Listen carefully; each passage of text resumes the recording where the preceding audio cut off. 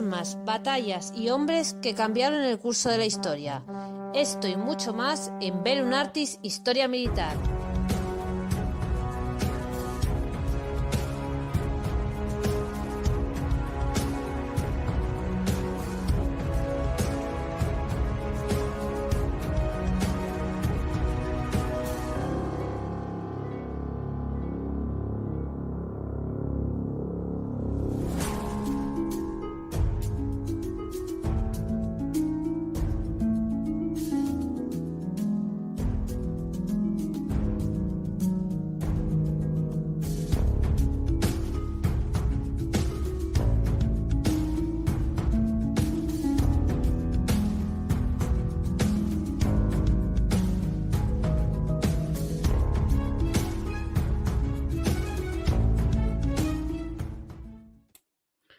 Guerra del Sinaí o crisis del Canal de Suez.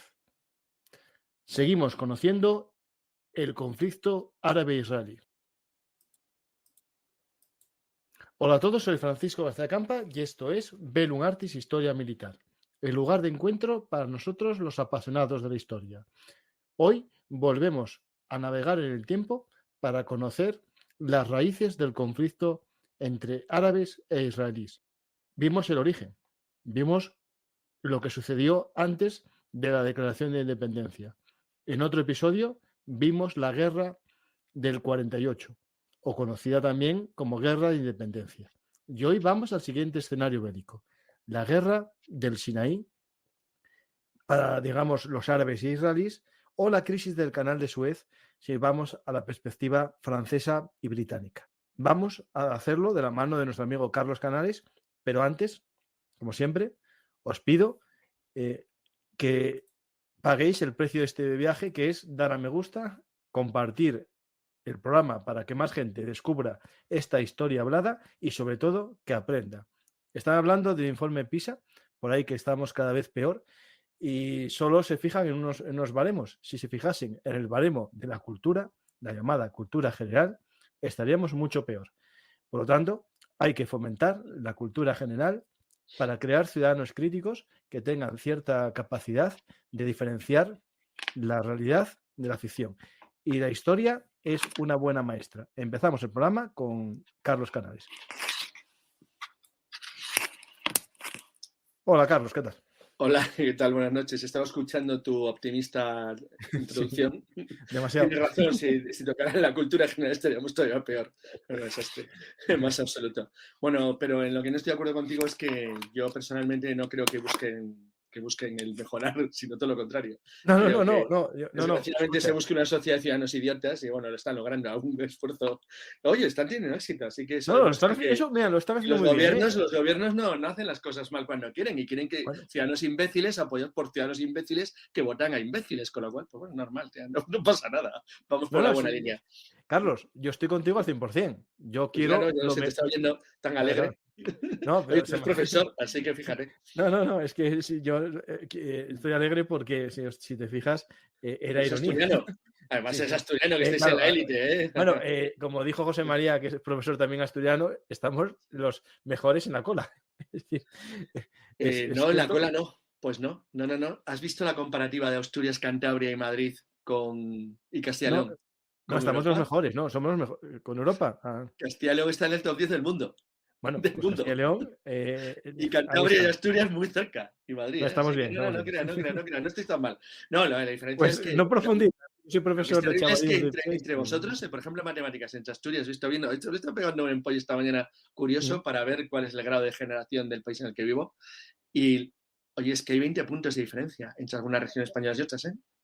Sí. O sea, ¿cómo explicarlo? La misma diferencia que, no sé, pues entre Finlandia y Barbados. Más o menos, sí. No es una broma, ¿eh? O sea, es absolutamente brutal. Hay regiones españolas que son pura y absolutamente tercer mundo. Bueno, eso se llama el triunfo del sistema de autonomías. Bueno, una es Cataluña, así que ellos sabrán. Claro. No, pero caminan directamente con una velocidad y una capacidad. Pero porque fijan todo en otra cosa. Es más importante el dominio de lenguas. Sí, no, podrán ser independientes estilo Albania y cosas así. Claro. Bueno, no, ¿qué dices? Albania les da 1000 vueltas. Vamos a verlo. Sí, pues yo lo que quería decir con esto es que si no nos educan en los colegios, por lo menos que nos eduquemos de alguna manera y leer libros ver programas de YouTube con cierto rigor, ¿no? Puede ayudar a esa cultura general, ¿no? Pero fíjate el detalle más curioso sobre lo que tú estás contando, además de la sociedad global, donde la información está al alcance de todo el mundo. Muchas veces lo has dicho tú en tu programa, en otros programas, y es verdad que Internet tiene toda la información del mundo, la buena y la mala. Es lo que tú necesitas simplemente es capacidad crítica de distinguir una y otra. Si tú eres muy bobo, pues no vas a distinguir la realidad de la fantasía, pero, o sea, es decir, Internet te permite conocer un montón de astronomía o pensar que la Tierra es plana, ambas cosas. Efectivamente. Entonces, depende de hacia dónde tú te orientes y lo que quieras saber y conocer. Y eso es una cosa que es clarísima. Es decir, yo en el fondo que soy en absoluto partidario de la libertad de información en Internet, absolutamente abierta, porque creo que es un discriminador positivo fabuloso. Es decir, distingue perfectamente, es decir, es una especie de criba fantástica para poder seleccionar lo mejor de cada sociedad y dejar que lo peor se vaya contaminando ellos solo. En serio, creo que lleva demasiado poco tiempo entre nosotros, 20 años no son nada, es decir, para el fondo saber o tener un resultado de hacia dónde vamos, pero hay cosas curiosas, por ejemplo, yo como cántabro al fin y al cabo de origen, y que vivía en Santander hasta el año 90, curioso decir, para cualquier persona del norte de España y del no norte de España, el País Vasco era uno de los lugares básicos del alto nivel de conocimiento intelectual, industrial y de la potencia económica de España como ejemplo. Entonces, ver el resultado, por ejemplo, del PISA del País Vasco es pasar corriendo. Es decir, pero cuando se fijan en otras cosas más que... que han hecho con su región, pero qué suicidio colectivo más increíble. Y no, pero a veces están contentos, con lo cual, quiero decirte que estas cosas son sorprendentes, porque cuando las ves a un plazo medio largo, te empiezas a dar cuenta de que las sociedades, más o menos libres, no voy a decir que seamos una sociedad perfecta, ¿no? Que tiene miles de defectos en el mundo en el que vivimos, pero no estamos tan mal como a veces se dice. Y la verdad es que es interesante porque te permite seleccionar tu propio camino. Hace poco, no sé si era Per Reverte, hace unos años, que decía que efectivamente tú tienes ahora mismo acceso a toda la información del mundo y es cuestión de que tú sepas elegir. Te dije el otro día que a mí me extrañaba en lo que estamos haciendo de árabes israelíes que me faltan odiadores. Noto poco odiador por aquí, joder. Estamos tranquilos. ¿Dónde están los odiadores? Siempre hay gente que nos tiene que insultar. Si no te insultan mucho, es que hay algo que falla. Y sin embargo, nos están insultando muy poco. Sobre todo en un tema tan radicalizado como este, lo cual yo creo que nos están mirando casi como los entomólogos cuando examinan a las hormigas y algo así. Fíjate qué cosa más curiosa lo que hablan estos tíos. Es decir, pero que realmente eso es bueno. Eso es bueno porque la idea, y volvemos a insistir en lo mismo, lo que dijimos en el primer programa, ¿te acuerdas? Quien nos escuche hoy, nosotros no estamos dando una lección de historia ni de nada, simplemente esto es una charla y el que quiera, que busque. Pero lo que le dejamos es las vías para poder buscar, porque yo creo que cada uno tiene que buscarse su propio criterio y no creer nada de lo que digamos aquí específicamente, ni tampoco estar en contra de manera fanática con lo que aquí digamos, que es un punto de partida, que es lo que yo creo que se trata. Y hoy, curiosamente, y lo digo porque es muy claro, no sé, supongo que seguiremos en el futuro con el Yom Kippur y con los 6 días, para mí la guerra del 56, la que vamos a hablar hoy, es la más neutral, entre comillas. ¿Y qué digo decir con neutral? Quiero decir que es en la que probablemente habrá menos radicalidad entre las personas que nos escuchen, de un lado o de otro, porque curiosamente es una guerra que forma un eje, no solamente en lo que es el conflicto árabe-israelí, sino en lo que fue uno de los puntos culminantes de la Guerra Fría. Es decir, lo que vamos a hablar hoy es algo sorprendente porque marca el comienzo de una nueva era de manera literal. Para mí es más importante incluso desde el punto de vista objetivo, a pesar de que, como ahora veremos, fue una cosa que desde el punto de vista militar la palabra exacta es insignificante, pero que sin embargo tuvo una trascendencia política, y al fin y al cabo la guerra, como dijo Clausewitz, es la política con otros medios, absolutamente radical. Es decir, esto sí que es importante. A ver, si quieres, vamos a hacer como siempre una pequeña introducción de lo que hemos contado en programas anteriores. Antes que nada, una cosa fundamental. Hoy vamos a hablar de un conflicto que fue muy pequeñito. Todo el mundo conoce, cuando habla de las guerras árabe-israelíes, la guerra de los 6 días, porque duró 6 días. Pero es que esta duró 9. O sea, tampoco vamos a hablar de un conflicto de altísima intensidad que duró durante meses o años. Esto fueron 9 días. 9 simples días. 9 simples días que cambiaron la historia del mundo, además de verdad. Dice, ¿por qué? ¿Por qué tan exagerado si fueron 9 días? Y tampoco fue una victoria a esas que dices abrumadora, como la de los 6 días. Pues fueron importantes para mí por 3 razones. La primera, la guerra del Sinaí, que es lo que vamos a hablar, y tú dedicaste un programa a la guerra que están comunicadas, porque al fin y al cabo es el mismo conflicto, que tú dedicaste un programa de intervención en Suez, me parece, no sé hace cuánto tiempo, pero he visto que tienes uno. Bueno, supone de una manera clarísima, de una manera ejemplarizante para que todo el mundo lo vea, el momento de lo que yo llamo la transición. Es decir, no fue el gran paso de la cesión del Reino Unido como gran potencia mundial del siglo XIX y XX, la primera mitad del XX, a los Estados Unidos, no es tanto el final de la Guerra Mundial y las bombas atómicas, que es lo que lo fue objetivamente, sino la crisis de Suez. Es decir, la crisis de Suez y el conflicto del que vamos a hablar hoy, del año 56, es el momento que a todo el mundo le queda ya muy claro que el Reino Unido acaba de abandonar la primacía que ya se sabía que no tenía en el mundo en favor de sus primos. Y además, quien lo provoca no es la situación británica, sino un movimiento del gobierno de los Estados Unidos que claramente deja bien, de una manera palmaria al planeta entero, que quien manda en el mundo occidental son ellos. Lo segundo, es el declive definitivo de una nación que llevaba en declives definitivos todo el siglo XX, Francia. uno tras otro, que es Francia. Sí, sí. Para Francia, la crisis Suez fue un desastre absoluto. Y dice, bueno, ¿por qué? Si fue en el fondo una victoria militar. Luego lo veremos.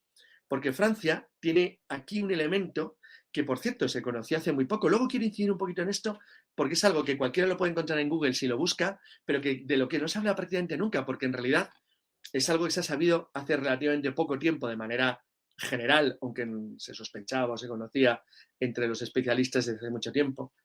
Y es que la desesperación francesa después de esta crisis de Suez fue tan enorme que llegaron, y esto es real, llegaron incluso a proponerle al gobierno del Reino Unido la fusión de las dos naciones. No sé si sabías esto, es una historia curiosísima. No, cuenta. Y luego, ahora lo cuentas después, vale. Sí, y para el mundo, iba a decir, para el mal llamado, me parece horrible la tercer mundo, la crisis de Suez es fundamental porque es el momento definitivo que ya rompe para siempre cualquier intento de las dos grandes potencias coloniales mundiales, que eran Francia e Inglaterra, de seguir dominando las naciones colonizadas. Es decir, se acabó. A partir de Suez, se acabó para siempre. De hecho, la oleada de naciones que se independizan entre 1956 y 1966, en los 10 años siguientes, es prácticamente toda África y prácticamente toda Asia. O sea, se acabó. Es decir, después de Suez, el sistema colonial que había dominado el mundo desde el Congreso de Berlín de 1885 se desmoronó para siempre. Quedaron, lo que podemos llamar los frikis, los portugueses ahí aguantando de una manera absolutamente delirante en sus provincias de ultramar, los belgas, que los belgas entran en el grupo de los ingleses franceses. De hecho, la independencia del Congo solamente 4 años después, aunque luego no hablo que todo esto se hundiera luego en guerras tremendas, civiles, intestinas, pero que lo que es el desmoronamiento de los poderes coloniales europeos después de Suez es algo incontestable. Y finalmente hay otro efecto. Fijaros que no he dicho todavía la palabra Egipto ni la palabra Israel, ¿eh? Esto es interesante. Y luego hay otro efecto demoledor para lo que es la configuración de la política de bloques en la Guerra Fría, y es el alineamiento a partir de Suez de manera masiva y progresiva de las naciones árabes. En su mayor parte, hay un pequeño núcleo que nunca se colocaron del lado soviético, pero en su mayor parte, y de una manera progresiva y lenta, o no tan lenta, se fueron pasando todas al lado soviético. Si no de manera absolutamente radical, es decir, nunca fueron obviamente como las naciones del Pacto de Varsovia, pero sí lo suficientemente próximos para que dependieran económica, militar, tecnológica e industrialmente de la Unión Soviética. Estos son los cuatro elementos fundamentales. Y dices, bueno, ¿y Israel y Egipto? ¿Qué pintan aquí? Bueno, pues ahora veremos que algo muy importante, pero realmente jugaron un papel, por un lado, para el caso de Israel, victorioso. Al fin y al cabo, los objetivos político-militares israelíes que ahora veremos se lograron plenamente, pero sin embargo, desde el punto de vista político, la guerra de Suez, la guerra del Sinaí y la crisis de Suez, claramente el vencedor fue Egipto, sorprendentemente. La nación derrotada militarmente, además de una manera clarísima. Sí, perdió territorio, pero demostró que su canal es suyo, el canal es suyo. Exacto. Y algo más importante, es decir, cuando alguien coge y se puede ir, pues no sé, a cualquier lugar y ve las tablas típicas que te salen de bando, es decir, por ejemplo, para los que nos hayan oído en la guerra del 48, cuando alguien ve Israel y ve solamente Israel en un lado y ve toda la masa de países árabes en el lado contrario como enemigos, Siria, Transjordania, Irak, Arabia, Yemen, Egipto, y dices, pobrecillos los israelíes, machacados y agredidos por media docena de naciones árabes vecinas. Cuando alguien ve, en cambio, lo que ocurrió en la crisis de Suez, la sorpresa es que ves en un lado a Egipto y en el lado a dos todavía grandes potencias, Francia e Inglaterra, y Israel. Es decir, ninguna nación árabe entró en la guerra al lado de Egipto. Ninguna. Lo cual es una cosa realmente sorprendente. Bueno, no entraron pura y simplemente entre otras cosas porque no les dio ni tiempo, porque fue un tortazo, un sopapo rápido, pero la verdad es que los egipcios demostraron una enorme capacidad, bueno, es un tema de liderazgo de Nasser, ahora lo veremos también, pero demuestran una enorme solidez y una increíble, en ese sentido, capacidad de afrontar un desafío como no había hecho una nación árabe nunca. Voy a decir, claro, lo digo claramente, nunca. No es comparable a ningún enfrentamiento anterior, ni siquiera a la rebelión o insurrección de Rashid Ali en el 41, ni por supuesto es comparable a la insurrección árabe contra los turcos durante la Primera Guerra Mundial. Pero realmente el paso que da Nasser de aceptar el enfrentamiento contra dos potencias decadentes, entre comillas, pero aún poderosas como el Reino Unido y Francia, tuvo no solamente mucho mérito, sino una capacidad de liderazgo político que luego la historia le ha reconocido a Egipto y que le colocó en una posición de primacía durante un tiempo bastante largo dentro de lo que era el mundo árabe, al menos desde el punto de vista moral. Así que si quieres, yo creo que podemos empezar por un pequeño resumen, ¿te parece? Pues sí, yo creo que con esa introducción previa y ahora vamos al resumen de vale, la pues relación venga. entre Israel y Egipto esos años también, ¿no? Porque claro, del Eso 48 al 56 hay algo habían pasado pasado por medio. cosas. Claro, claro. Eso es. Sí, sí. Bueno, primera Una cuestión. cosa, espera, Sí. antes de nada.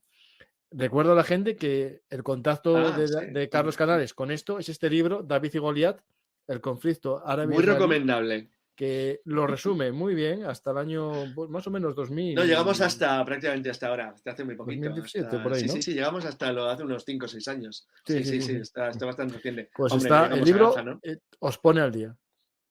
Perfectamente, ¿eh? Pues, lo leéis y os pone al día. El tema es encontrarlo, que yo lo encontré... No, se puede por internet, yo se encuentra ¿También se puede? yo creo. Bueno, en Sí, el enlace de Amazon que puse. Sí, yo creo que se Ahí, puede. en el enlace de Amazon lo encontré seguro, ya os lo digo yo. Además es un libro barato, tampoco es un libro muy caro. No, sí, está bien. Bueno, pues decía que, vamos a ver, primera cuestión. Si alguien de los que nos están escuchando ahora mismo ha oído los programas anteriores, recordará que al acabar la guerra del 49, cuando acaba el 49 la guerra, todavía, salvo el caso de Siria y Líbano, la mayor parte de las naciones árabes estaban configuradas como monarquías. Esas monarquías, ya fueran los saudíes en Arabia, los hachemíes en Jordania, Transjordania, convertida en Jordania después del 48, y Irak, o la dinastía que reinaba en Egipto y en Libia, la mayor parte de las naciones árabes estaban constituidas en el año 48-49 todavía por monarquías. Esas monarquías podían tener una tradición más o menos larga, podían tener una sumisión más o menos intensa con las naciones occidentales, que en algunos casos, como había sido, por ejemplo, el caso de Jordania o Irak o del propio Egipto, habían sido auténticos protectorados británicos, pero en líneas generales, desde los años 20, desde la década siguiente al final de la Primera Guerra Mundial, eran naciones plenamente soberanas. Y cuando digo plenamente soberanas, es que hay que tener en cuenta, y también lo contamos, creo, al hablar no tanto de la Primera Guerra árabe-israelí, sino del nacimiento de Israel, que hay un factor que a veces no se suele tener en cuenta, al menos en el discurso, pero sí lo tienen en cuenta en cambio los especialistas militares y geopolíticos, que es algo que aparentemente no se ve, que es el increíble incremento de la población en Oriente Medio durante los años que siguieron a la Segunda Guerra Mundial. Y vuelvo a poner el mismo ejemplo. Al empezar la Segunda Guerra Mundial, Egipto apenas tenía 16 millones de habitantes y el Reino Unido tenía entonces 40 y tantos millones de habitantes. El Reino Unido hoy tiene 60 y tantos millones de habitantes y Egipto tiene 80. Es decir, las naciones árabes crecieron de una manera absolutamente enloquecida en su población durante los años 40, 50, 60, 70, 80 y 90 del siglo pasado. Y ese crecimiento enorme, bueno, no quiero ni contar de lo que ha pasado en países como Turquía o como Irán, es un factor que a veces no se tiene en cuenta, pero que es relativamente importante. Porque en cambio el crecimiento israelí, que siempre fueron muy poquitos, fue muy grande. Israel ha crecido muchísimo en población, especialmente por emigración masiva de algunos países de Hispanoamérica, por ejemplo Argentina, y también sobre todo de países del este de Europa, específicamente de la Unión Soviética, pero de la antigua Unión Soviética. Pero aunque han crecido muchísimo en población, no se puede ni comparar, por supuesto, con el inmenso aumento de la población nativa de las naciones que le rodean. Este detalle es importante porque si el desequilibrio ya existía en 1948, desde el punto de vista poblacional, meramente poblacional, el desequilibrio actualmente es absolutamente delirante. O sea, es inmensa el número de enemigos a los que teóricamente se tendría que enfrentar Israel ahora mismo en comparación con el desafío que tenía en el 48, donde, como vimos, en la guerra del 48-49, en contra de todas las leyendas, las tropas judías eran superiores en número a sus vecinos árabes, aunque fueran 6 estados los que le atacaban. Y mejor organizados. Y, bueno, aparte de mucho mejor organizados y mejor mandados y mejor equipados y mejor todo, es que eran más encima. O sea, es que lo curioso es que eran más, no menos, eran más que sus enemigos. Pero eso no volvió a ocurrir nunca más. Y se hace sentir por primera vez después de esta guerra del 56. El caso es que lo que rompe todo, recordar una cosa también para los que vieron el programa anterior. Al acabar la guerra del 48, en el año 49, el Estado palestino no existe, no porque no hubiera sido creado por la ONU, que fue creado, sino porque es eliminado por sus naciones árabes hermanas. Es decir, el reino de Transjordania se queda con la Cisjordania, pasa a ser Jordania, y Egipto ocupa Gaza. Con lo cual, en realidad, lo que hubiera sido los restos del Estado que las Naciones Unidas habían decidido que fuera el Estado árabe dentro de la partición que se había hecho a finales del 47, que tenía que haber entrado en vigor con la extinción del mandato británico en el 48, nunca sucedió porque al acabar la guerra, los israelíes, como vencedores del conflicto, se quedan con una gran parte de lo que es el territorio que correspondería al Estado palestino, y el resto del territorio que correspondería al Estado palestino, pura y directamente, se lo quedan 2 naciones árabes. De hecho, en el caso egipcio, es verdad que Egipto no quiso anexionárselo, pero en el caso de Cisjordania, Transjordania se lo intentó zampar, ¿eh? Es decir, no, se lo zampó directamente. No, pero de intentar dar nacionalidad jordana a los árabes que vivían allí. Porque digo árabes porque, Carlos, sí, árabes, no sé si árabes conmigo, porque el término palestino como tal surge en el 67. Sí, es muy moderno. El término palestino es después, exacto, cuando crece la OLP, la Nación de Liberación de Palestina, y cuando nace Septiembre Negro y las organizaciones de liberación terroristas. Bueno, el caso es que en realidad es cierto, eran árabes, sin más. Y de hecho, siempre he dicho que la diferencia que había básicamente entre los transjordanos y los cisjordanos se basaba básicamente en un tipo básicamente el modo de vida. Es decir, en tanto que en la Cisjordania había una población básicamente campesina, con algunas zonas urbanas más o menos moderadamente avanzadas desde el tiempo turco, en el otro lado del Jordán había todavía una población básicamente dedicada, en gran parte eran nómadas beduinos, que se habían urbanizado muy, muy recientemente y a muy poca escala. En los años 40 el reino de Transjordania era comparado con los iraquíes, los saudíes o los egipcios. No había ni comparación, no había comparación posible. Era un reino de pastores, literalmente. Y es verdad que luego la mejora de Jordania ha sido progresiva a lo largo del tiempo, pero Jordania siempre ha tenido una desventaja que no han tenido sus vecinos. El que lo hayan aprovechado mejor o peor es otra historia. Y es que los jordanos no tienen la capacidad, por ejemplo, de producción petrolera que tienen, por ejemplo, los saudíes, o los cubaitíes, o los Emiratos del Golfo, que los ha hecho multimillonarios a todos, gracias a que tienen un poder económico que los jordanos, los pobres, nunca han tenido. Bueno, resumiendo. Hay un problema que nadie está hablando de él, que es que una mayor fuente de ingresos de Jordania es turismo, Petra. Sí, y con esta oleada de terrorismo. El antiguo reino nabateo, sí. Y con esto, la economía no, les ha hecho polvo. Lo va a notar mucho. No, lo están notando ya con seguridad. Bueno, quiero decir que esto es que en la profunda humillación que sufre el mundo árabe en el año 49, cuando se ven derrotados por el Estado judío, y con el agravamiento de la sensación que ellos tienen de que, y repetimos lo que dijimos ya, en su nacimiento, el Estado de Israel recibe prácticamente más ayuda del bloque que iba a ser luego soviético, o igual, que del bloque occidental, claramente. Sin embargo, lo que es cierto es que al acabar la guerra y al comenzar la Guerra Fría, porque es prácticamente simultáneo, la guerra del 48 coincide con el bloqueo de Berlín, es decir, con el comienzo ya claramente que se va enquistando del enfrentamiento entre el bloque occidental liderado por Estados Unidos y el bloque comunista liderado por la Unión Soviética. En ese conflicto, que además es también contemporáneo de la guerra civil en China, en esos años tan críticos de finales de la década de los 40, la derrota de los árabes les hace poco a poco ir cogiendo un resentimiento que va ganando fuerza con el paso del tiempo, que les hace tener la sensación, así de claro, que Occidente les ha abandonado, de que no pueden confiar en sus antiguos, entre comillas, pseudo aliados protectores ingleses, que los americanos no son para ellos gente de fiar y que están solos.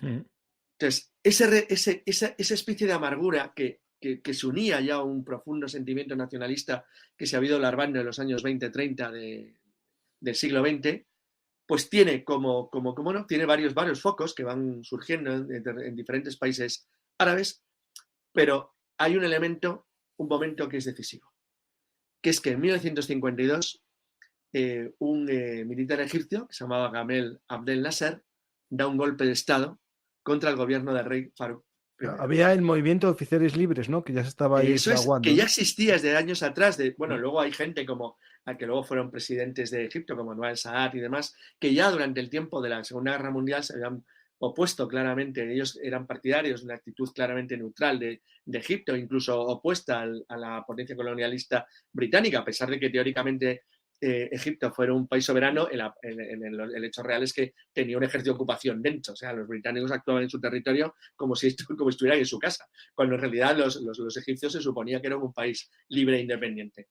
Esa amargura, ese rencor y la frustración de la derrota, así como una serie de medidas que se pedían, de mejora social, de mejora económica, de mejora de la población, pues produjo un golpe de estado en el 52 que acaba con la monarquía egipcia. El rey Farouk, digo para que la gente sepa, el rey Farouk. Sí, el rey Farouk se hace famoso, abro paréntesis, el rey Farouk se hizo famosísimo porque cuando marchó al exilio en Mónaco, no sufrió mucho, las cosas como son, pero allí dijo la famosa y legendaria frase: dentro de pocos años solamente habrá 5 reyes, los 4 de la baraja y el de Inglaterra.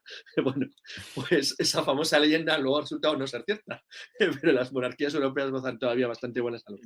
Pero el hecho cierto es que la caída de Farouk es un golpe demoledor.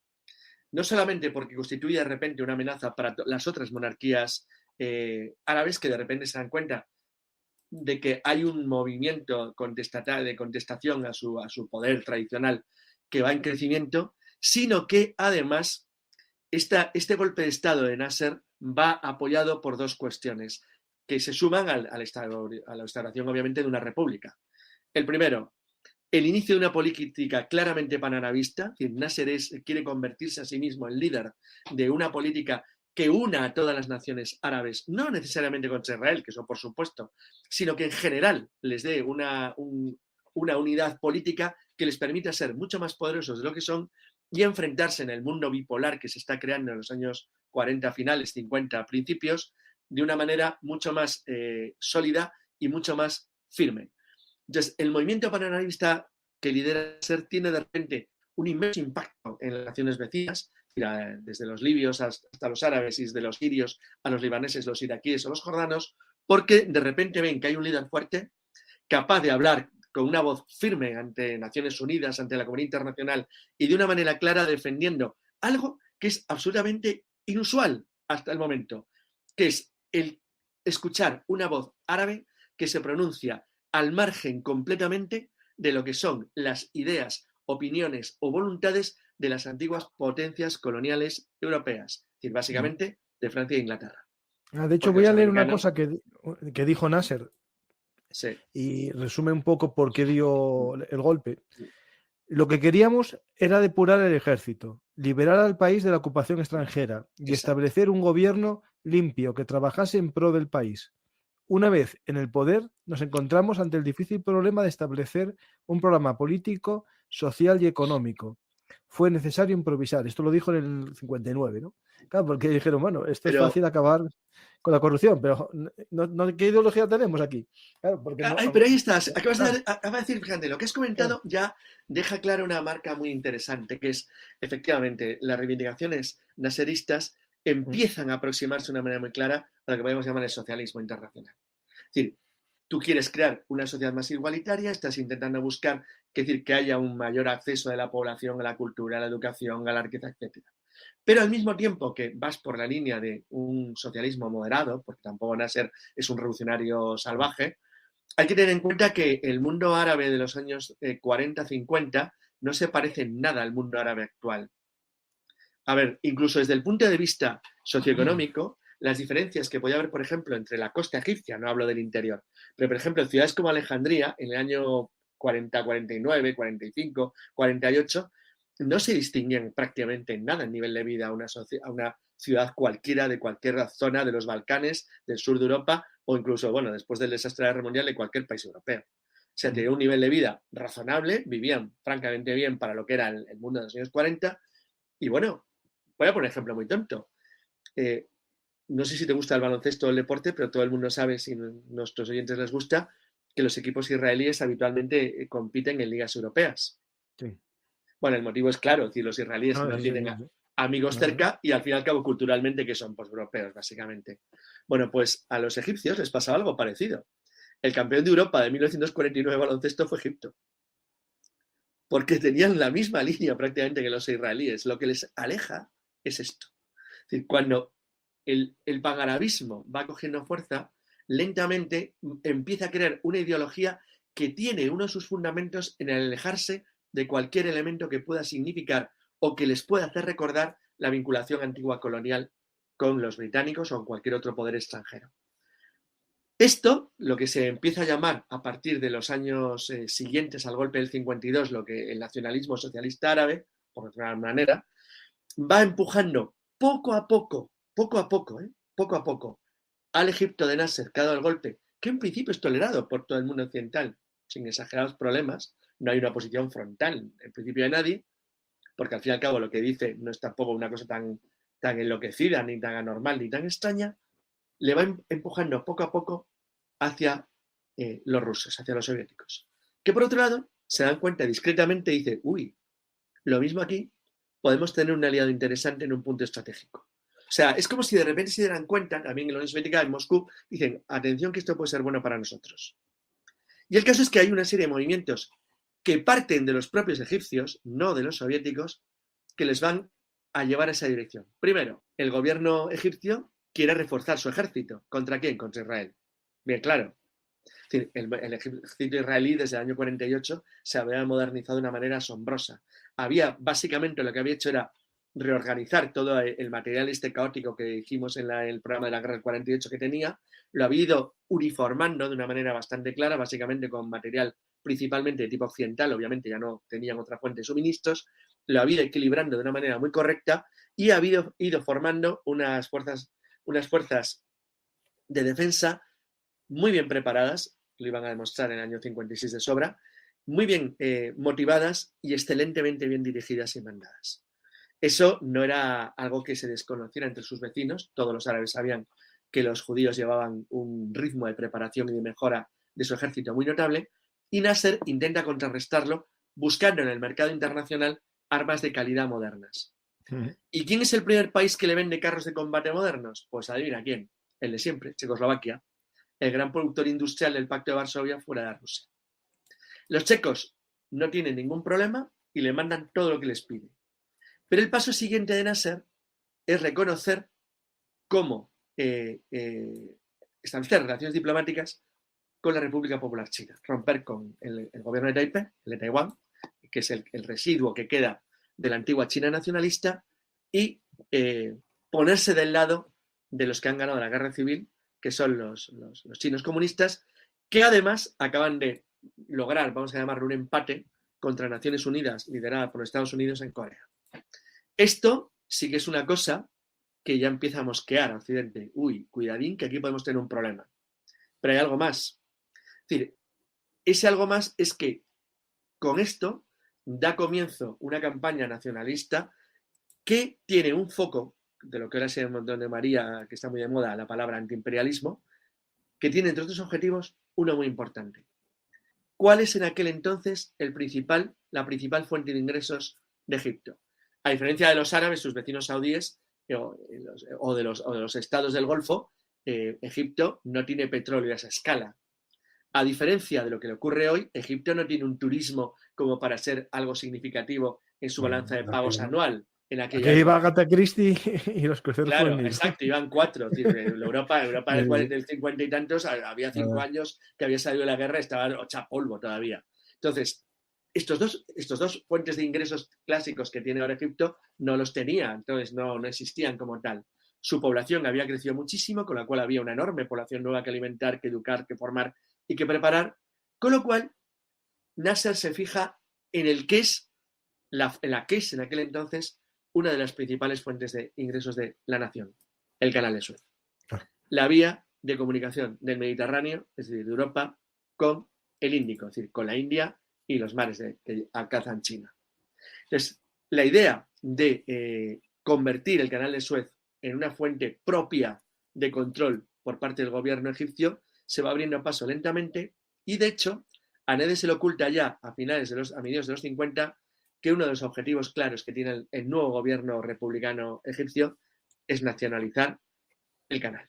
Claro, esto tiene un problema, porque el canal de Suez era desde 1869, era propiedad de un consorcio anglo-francés y desde que en aquel entonces se construyó, se había convertido en la principal vía de unión entre el Reino Unido y su principal colonia, que era la India. La India, bueno, todo lo que era el subcontinente indio, porque la India británica era también Pakistán y Bangladesh. Es decir, obviamente era un estado inmenso y además los británicos eran también los dueños de Ceilán y de Birmania, con lo cual era un entorno del subcontinente indio monumental que era la joya de la corona absoluta. Claro, y eso, bueno, estos no van a protestar mucho porque como ya no tienen la India, ya no tienen tanta importancia Ahí esto, está, a lo mejor no exacto. protestan. Ahí está. Además había algo más, y es que aunque efectivamente los británicos habían renunciado a la India en 1947, cuando le conceden después de la Guerra Mundial la independencia, tanto a la India como a Pakistán, con los conflictos que supongo que tocarás algún día entre India y Pakistán, que acaban con la separación luego en el 70 de Bangladesh, los británicos siguen considerando esa ruta vital para sus intereses nacionales. Y diría alguien, ¿por qué? Si ya no tienen el subcontinente indio. Sí, pero ellos necesitan el petróleo de los estados del Golfo, de los estados de lo que hoy es Kuwait y los Emiratos, Qatar, Bahrein, sobre los que en aquel entonces el Reino Unido ejercía un absoluto protectorado y control. Es decir, estaban claramente controlados por ellos. Pero la salida natural de todo el petróleo que partía del Golfo Pérsico pasaba por Suez.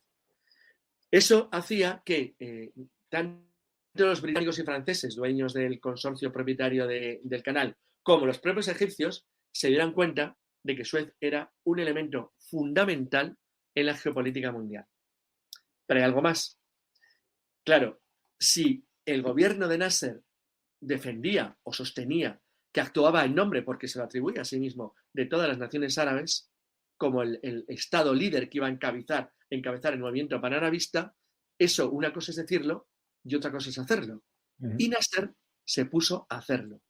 Y entonces, una de sus primeras medidas es llegar a acuerdos de cooperación mutua con Jordania y con Siria.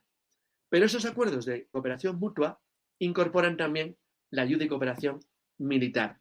Con lo cual, los israelíes se dan cuenta que el gobierno panarabista, socialista y nacionalista y peligroso, porque se está armando, de Egipto, acaba de llegar a acuerdos político-militares económicos con sus vecinos del este, los jordanos, y con sus vecinos del norte, los sirios.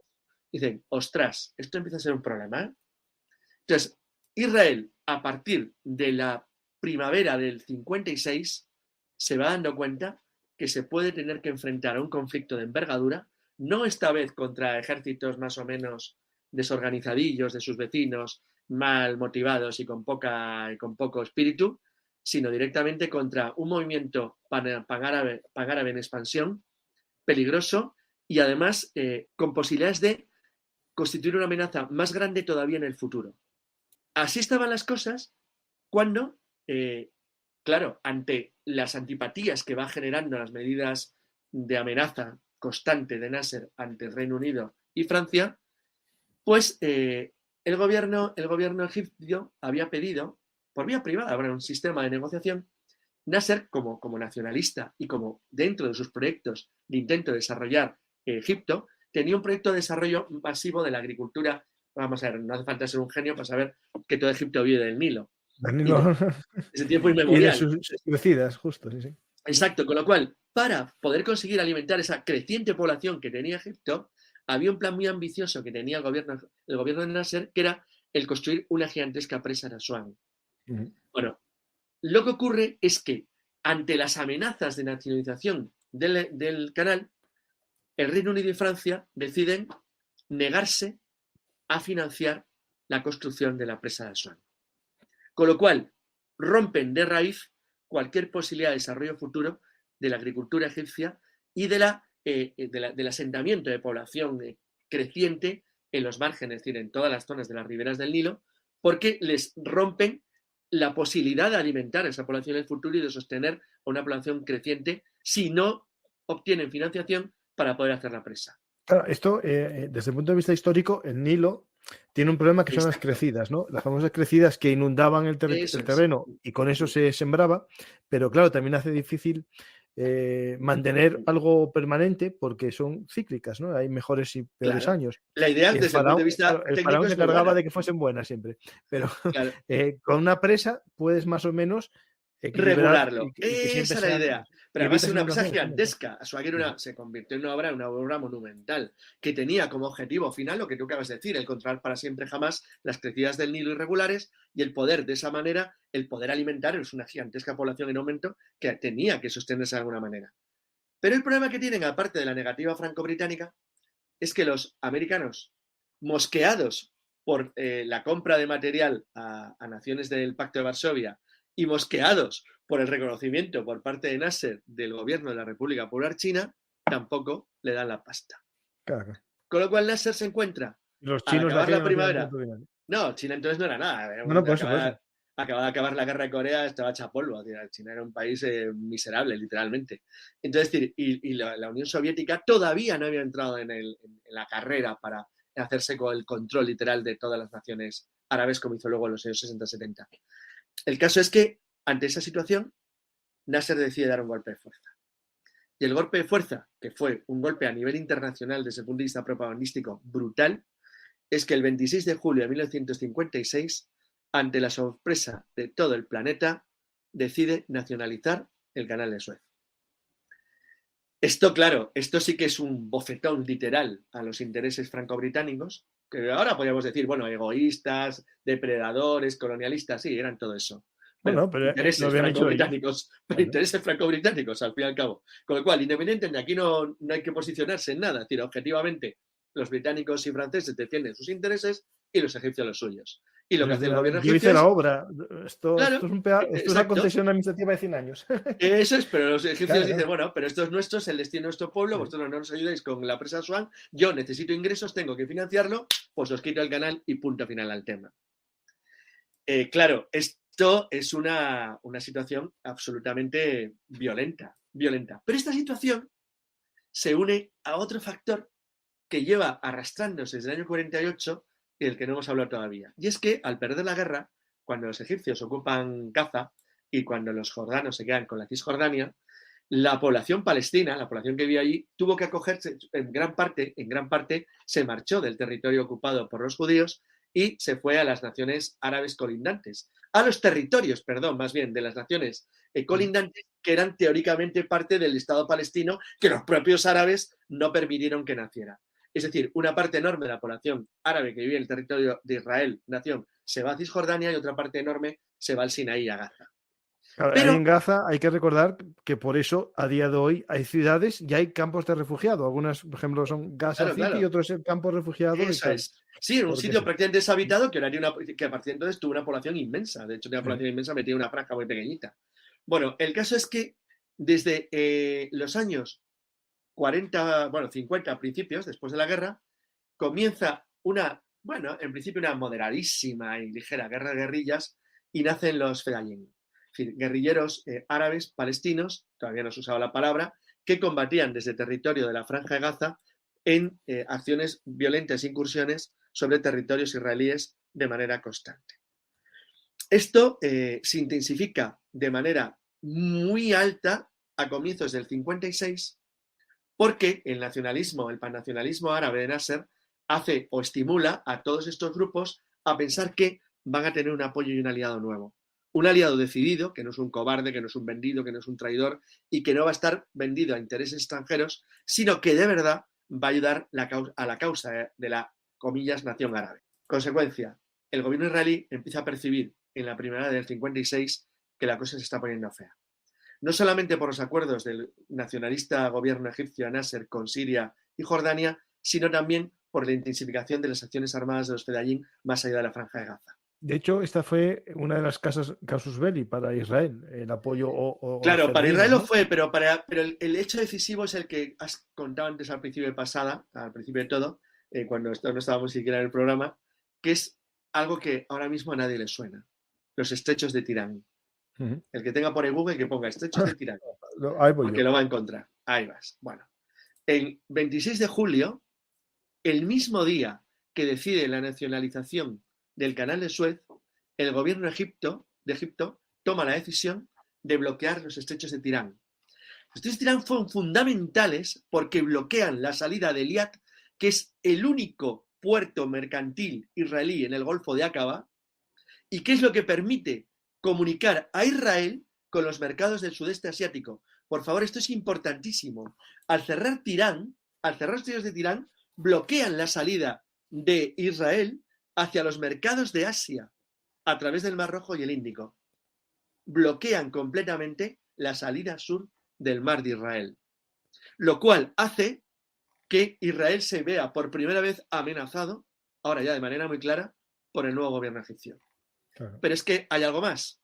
En octubre, a solamente 3 meses del bloqueo de los estrechos de Tirán, Egipto, Siria y Jordania, las naciones con las cuales había empezado el gobierno de Nasser una colaboración de tipo económico y político, deciden hacer una alianza militar formal. O sea, lo que era una amenaza se convierte ya en una amenaza, no, se convierte en un riesgo de posible intervención militar árabe contra Israel una vez más.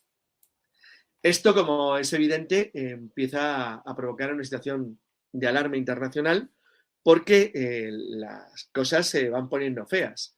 Por un lado, para los israelíes, que ven claramente que el panarabismo de Nasser no es de boquilla, que esta vez va en serio, que tiene un gobierno decidido y dispuesto a enfrentarse, si es necesario, por la fuerza de las armas a los israelíes, aunque la amenaza no era tan militar como fue luego en el 73, por ejemplo, sino que era una cosa básicamente de ir incrementando la presión y lo que hoy llamaríamos acciones de hostigamiento directo sin llegar a una confrontación. Es decir, el bloqueo es una acción claramente hostil, no hay otra forma de llamarlo, pero tampoco es una declaración de guerra. Aunque al afectar a la salida de Israel a aguas internacionales, legalmente los israelíes podían afirmar o asegurar que el gobierno egipcio estaba haciendo un auténtico casus belli. Y es verdad, ¿eh? O sea, es cierto. Ahí Israel tiene razón. Pero digamos que en derecho internacional el cierre de un estrecho, ¿no? Es exacto, es ilegal. Belli, claro. Tú no puedes cerrar un estrecho, no puedes hacerlo. O sea, es un acto claramente de guerra. Sí, o sea, es algo que estés en declaración de guerra y bueno, y hay que cuidar las aguas internacionales.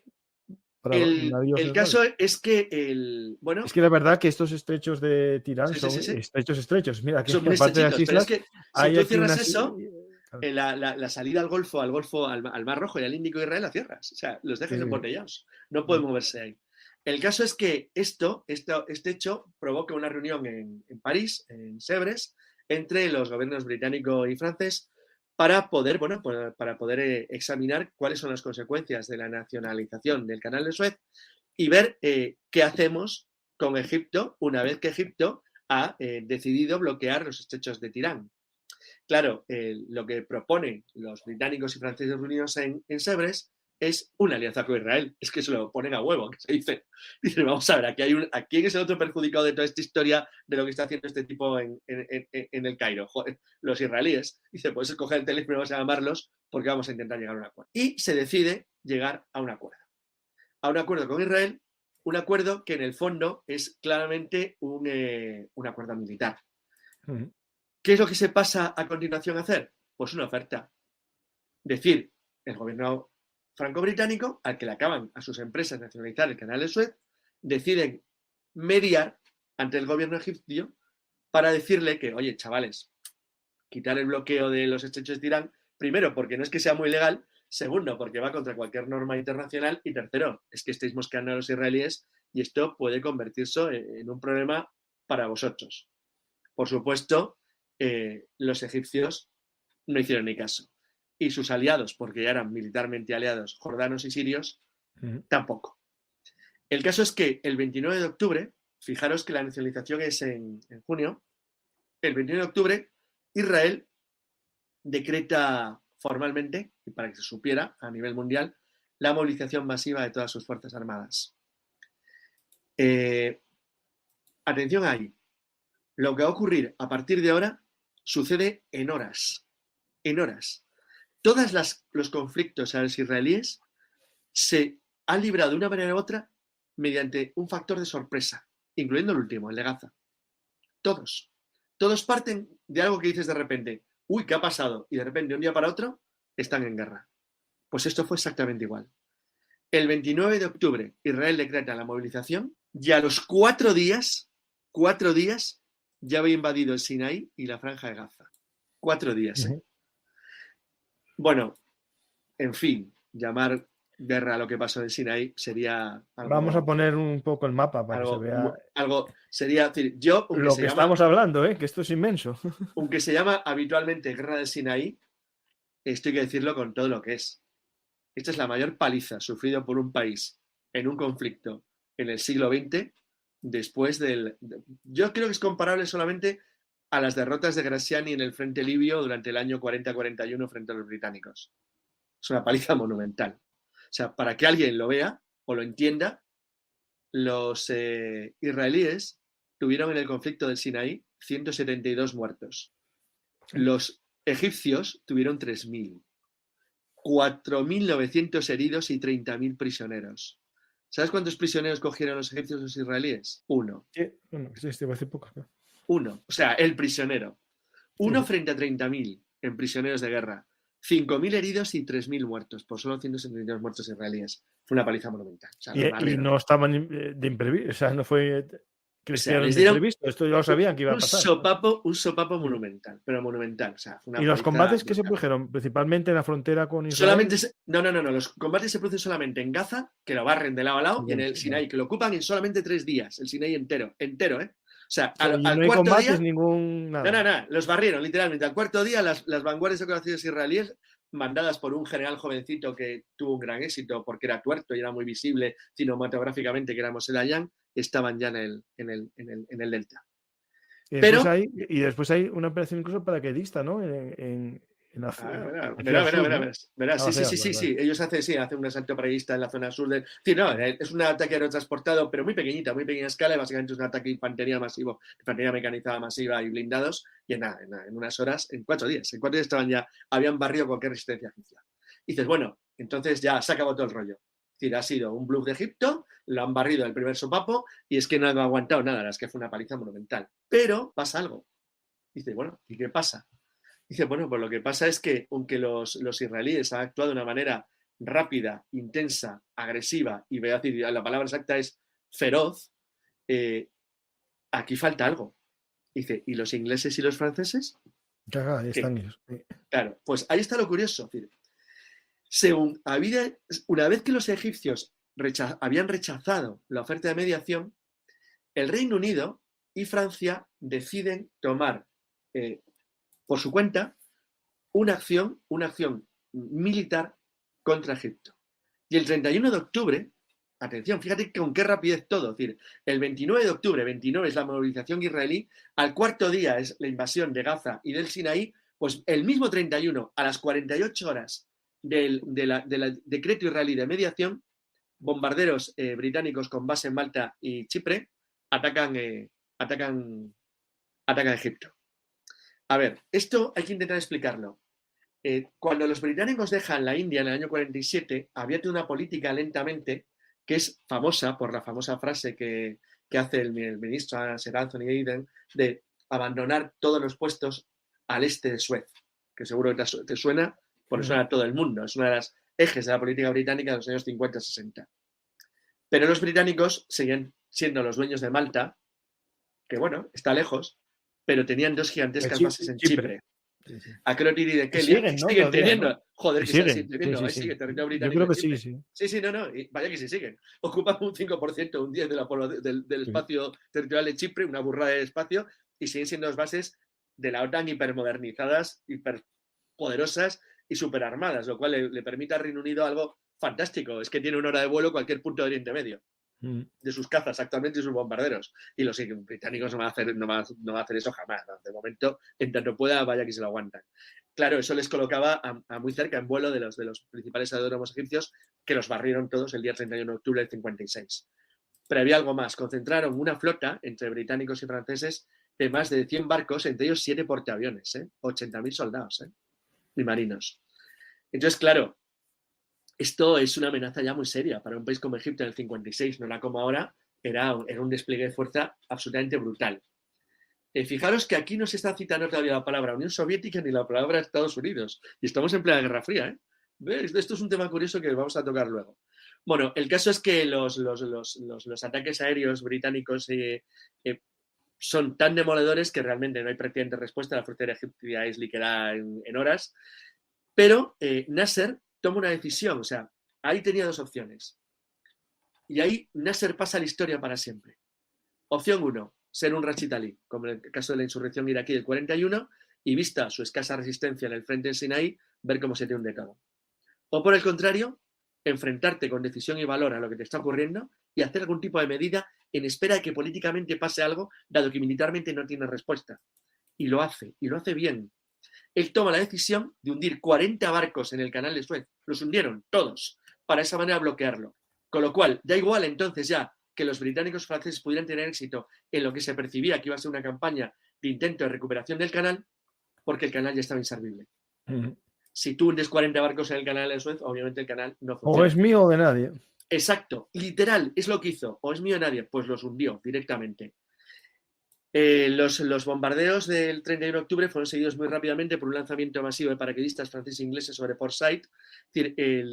Tanto los británicos, atacaron básicamente dos posiciones, Port Said y Port Fuad, en el canal, porque los británicos y franceses se concentraron en el eje del canal para que políticamente, al menos desde el punto de vista del resto del mundo, no se pensara que estaban haciendo una política neocolonial, que es lo que estaban haciendo de hecho, sino por lo menos disfrazarlo de estamos intentando recuperar los intereses nuestros legítimos en el canal de Suez, que al fin y al cabo construimos nosotros y que el gobierno malvado de Egipto ha incumplido. Bueno, ese era el objetivo. Entonces, desde el punto de vista político, el objetivo británico y francés era ocupar básicamente estos 2 puertos, Port Fuad y Port Said, para esa manera justificar que su acción estaba encaminada únicamente a la protección de los intereses franco-británicos en el canal y que no tenían nada contra el pueblo egipcio, que es lo que se dice siempre cuando haces un tipo de incursión de este estilo.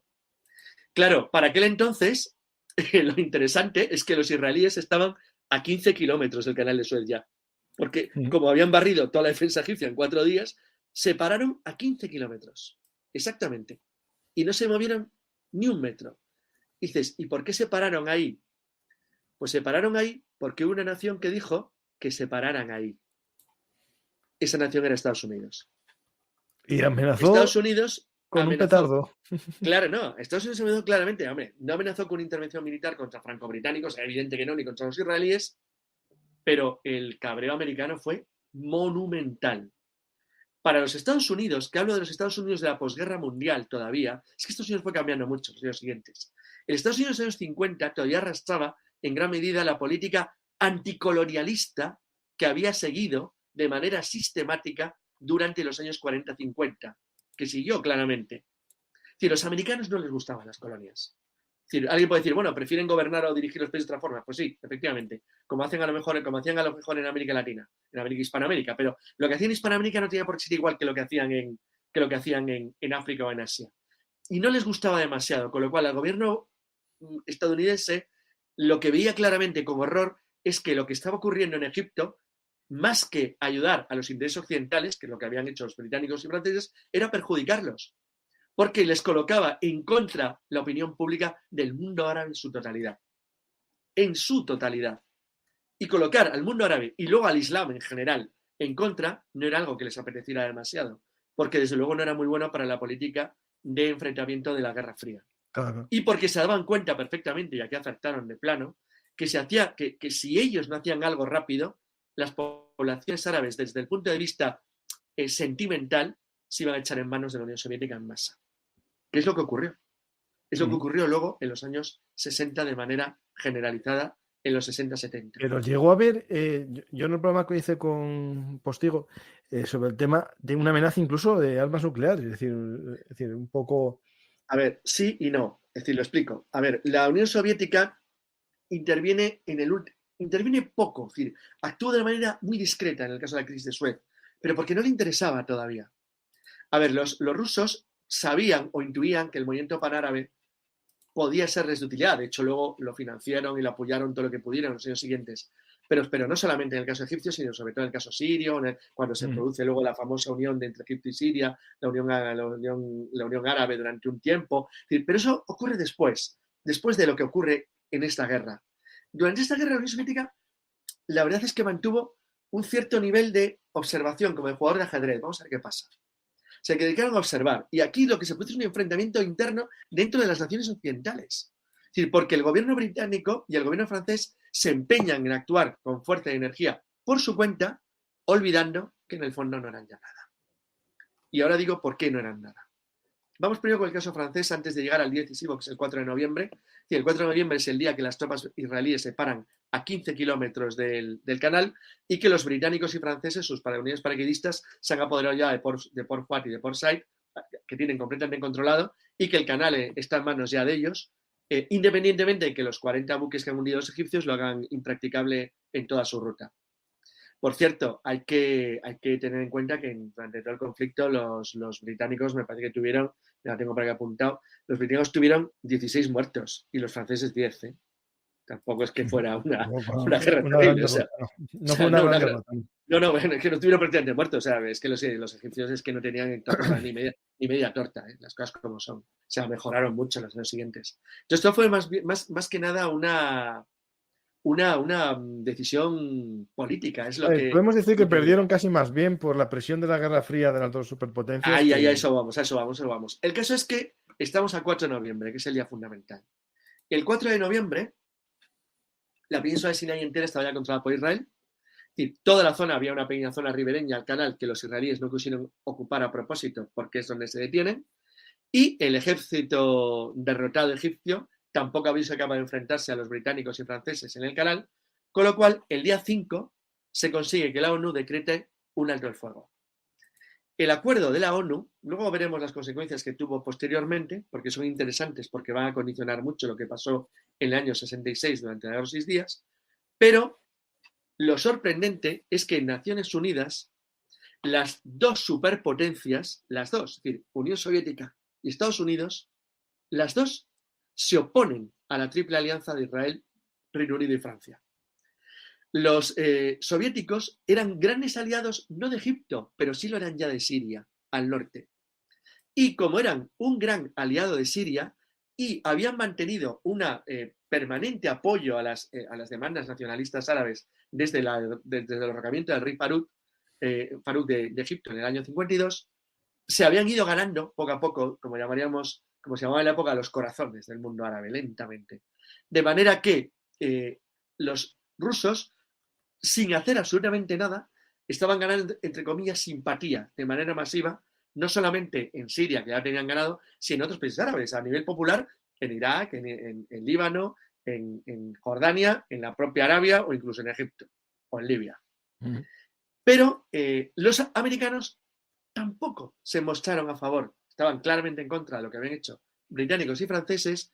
Y Eisenhower lo que hace es que toma la decisión de que no puede permitirse bajo ningún concepto el que ocurran este tipo de actos, especialmente porque, y es que hay que tener en cuenta esto, para que tuviera credibilidad lo que los Estados Unidos habían hecho en ese mismo año al oponerse a la intervención soviética en Hungría, que es la insurrección húngara del 56, no podían permitir que sus aliados hicieran lo mismo que habían hecho los soviéticos en Hungría, en Egipto. Porque entonces todo lo que ellos argumentaban a favor de los insurrectos húngaros se les venía abajo si sus aliados occidentales hacían lo mismo que los rusos en Egipto. Con lo cual, el 30 de octubre del 56, el Consejo de Seguridad de Naciones Unidas vota una resolución que exige la retirada de Israel de los territorios ocupados en el Sinaí.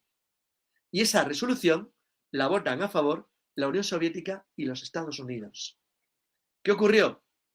Pues que, ¿quiénes tienen veto en el Consejo de Seguridad? Los rusos, los los americanos, franceses, los los británicos. franceses y los ingleses también, y los Y, chinos. bueno, y en este momento podría Era la China nacionalista la China todavía. Taiwán. Sí, Taiwán la lo China tenía. Bueno, Taiwán, Taiwán, pero no bueno, pintaba Taiwán, nada. sí, sí. Pero Sí, ¿quién sí. lo veta? ¿Quién lo veta? Es lo bueno. Quien lo veta son los británicos y los franceses. Claro, lógico. El impacto de ese veto en el mundo, en lo que llamamos el mundo entonces en desarrollo, el mundo alineado, lo que va a ser luego el mundo que se va a ir unido en masa a la Unión Soviética, fue brutal. Para todos los anticolonialistas de la Tierra se quedaba bien a las claras que Reino Unido y Francia no habían cambiado y no habían entendido el mundo nuevo que había nacido después de la Segunda Guerra Mundial. Y que por lo tanto Occidente tenía en su seno a naciones que se negaban a reconocer los derechos de los pueblos a obtener su libertad y todo el rollo que había contra Naciones Unidas en su carta en los años 40, al ser creada en los años 45-46. Claro, estas cosas le plantearon al Reino Unido y a Francia una crisis brutal. Por supuesto, ante el ultimátum tan tremendo ante la presión tan fuerte de las, es el momento más duro de las relaciones angloamericanas en muchísimos decenios. Para que hagáis esa idea, Sir Anthony Eden, el primer ministro, el ministro de Exteriores, cayó, el gobierno británico cae. Es decir, el gobierno americano amenazó con la venta masiva de los bonos ingleses, con la no compra de bonos británicos del gobierno, bonos soberanos, con lo cual hubiera generado un problema económico enorme al Reino Unido, que estaba todavía hecho polvo, no se había recuperado todavía de la Segunda Guerra Mundial, y ni que decir de Francia, que estaba literalmente molida. Francia tenía además dos gravísimos problemas, que aquí sí que me tengo que hacer un pequeño apartado, porque es importante para entender la enorme debilidad que en realidad tenían franceses y británicos a pesar de su demostración de fuerza tan brutal. Primero, ninguna de las naciones estaba en condiciones de pagar el despliegue monumental de fuerza que habían hecho. El transportar 80.000 marinos y soldados hasta Egipto, el utilizar una flota de más de 100 barcos, incluyendo esos 7 portaaviones, es algo que Francia y el Reino Unido pues ya no se podía permitir. Esta situación, que económicamente los estaba arruinando, el bloqueo americano, la amenaza económica clarísima de los americanos contra sus dos aliados, diciéndoles que se acabó el rollo, que se iban de allí o que lo iban a pagar caro, pues les generó una crisis tremenda. Pero en el caso francés, la crisis fue una crisis realmente casi existencial. A ver, Francia había llevado una política, sinceramente, desastrosa desde el punto de vista exterior desde el final de la Segunda Guerra Mundial. Francia no ganó la guerra mundial, es algo evidente que no la había ganado, la había perdido en todos los sentidos. De hecho, el francés yo creo que es el único que se rinde a todos los enemigos de los aliados en todas partes. Entonces, Francia estaba muy mal, moralmente muy dañada. La población francesa estaba muy dividida, a nadie se le ocultaba que la mitad de la población francesa había estado con el eje, de cierto modo, más o menos, si no del todo, pues por lo menos moralmente muy, muy cercanos y muy alineados, como había ocurrido en otros países de Europa. La demostración de intento de fuerza de recuperar las colonias en los territorios de Asia Oriental, en Camboya, en Laos y en Vietnam, había acabado con el desastre de Dien Bien Phu en el año 53. Claro, la derrota tremenda del ejército francés después de casi una década de guerra, un poco menos de una década de guerra en Asia, se unía el que justo al año siguiente del desastre de Vietnam, de Indochina, se alzó en armas Argelia entera. Los franceses en el 56 estaban en guerra ya en Argelia. Otra guerra que también iban a perder unos años después.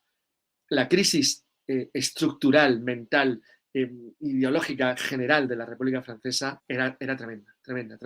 De hecho, para Francia lo que ocurrió en Suez fue absolutamente traumático, y eso que desde el punto de vista militar, curiosamente los franceses, a pesar de sus derrotas, combatieron bien en las tres guerras, tanto en la de Indochina como la de Argelia como en Suez, lo hicieron francamente bien, pero el hacer las cosas bien militarmente no siempre te permite vencer desde el punto de vista de lo que es un conflicto en su entorno global, porque como tú sabes muy bien, una guerra no es solamente un elemento militar, hay otros factores detrás. No. Primero está el objetivo que persigues y la política. Claro, sí.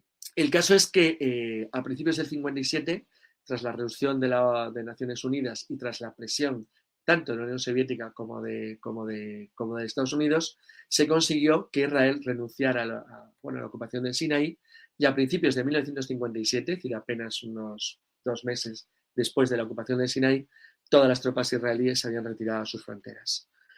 Asimismo, Israel Como compensación al abandono del Sinaí, sí obtuvo una ventaja, el compromiso de Egipto de liberar cualquier tipo de bloqueo en los estrechos de Tirán y el conseguir al menos formalmente se puso fin a ello, aunque, como veremos, esto es imposible, a todo tipo de incursiones de los fedayines árabes o palestinos partiendo desde territorio palestino de Gaza, o sea, de la franja, ocupada por los egipcios.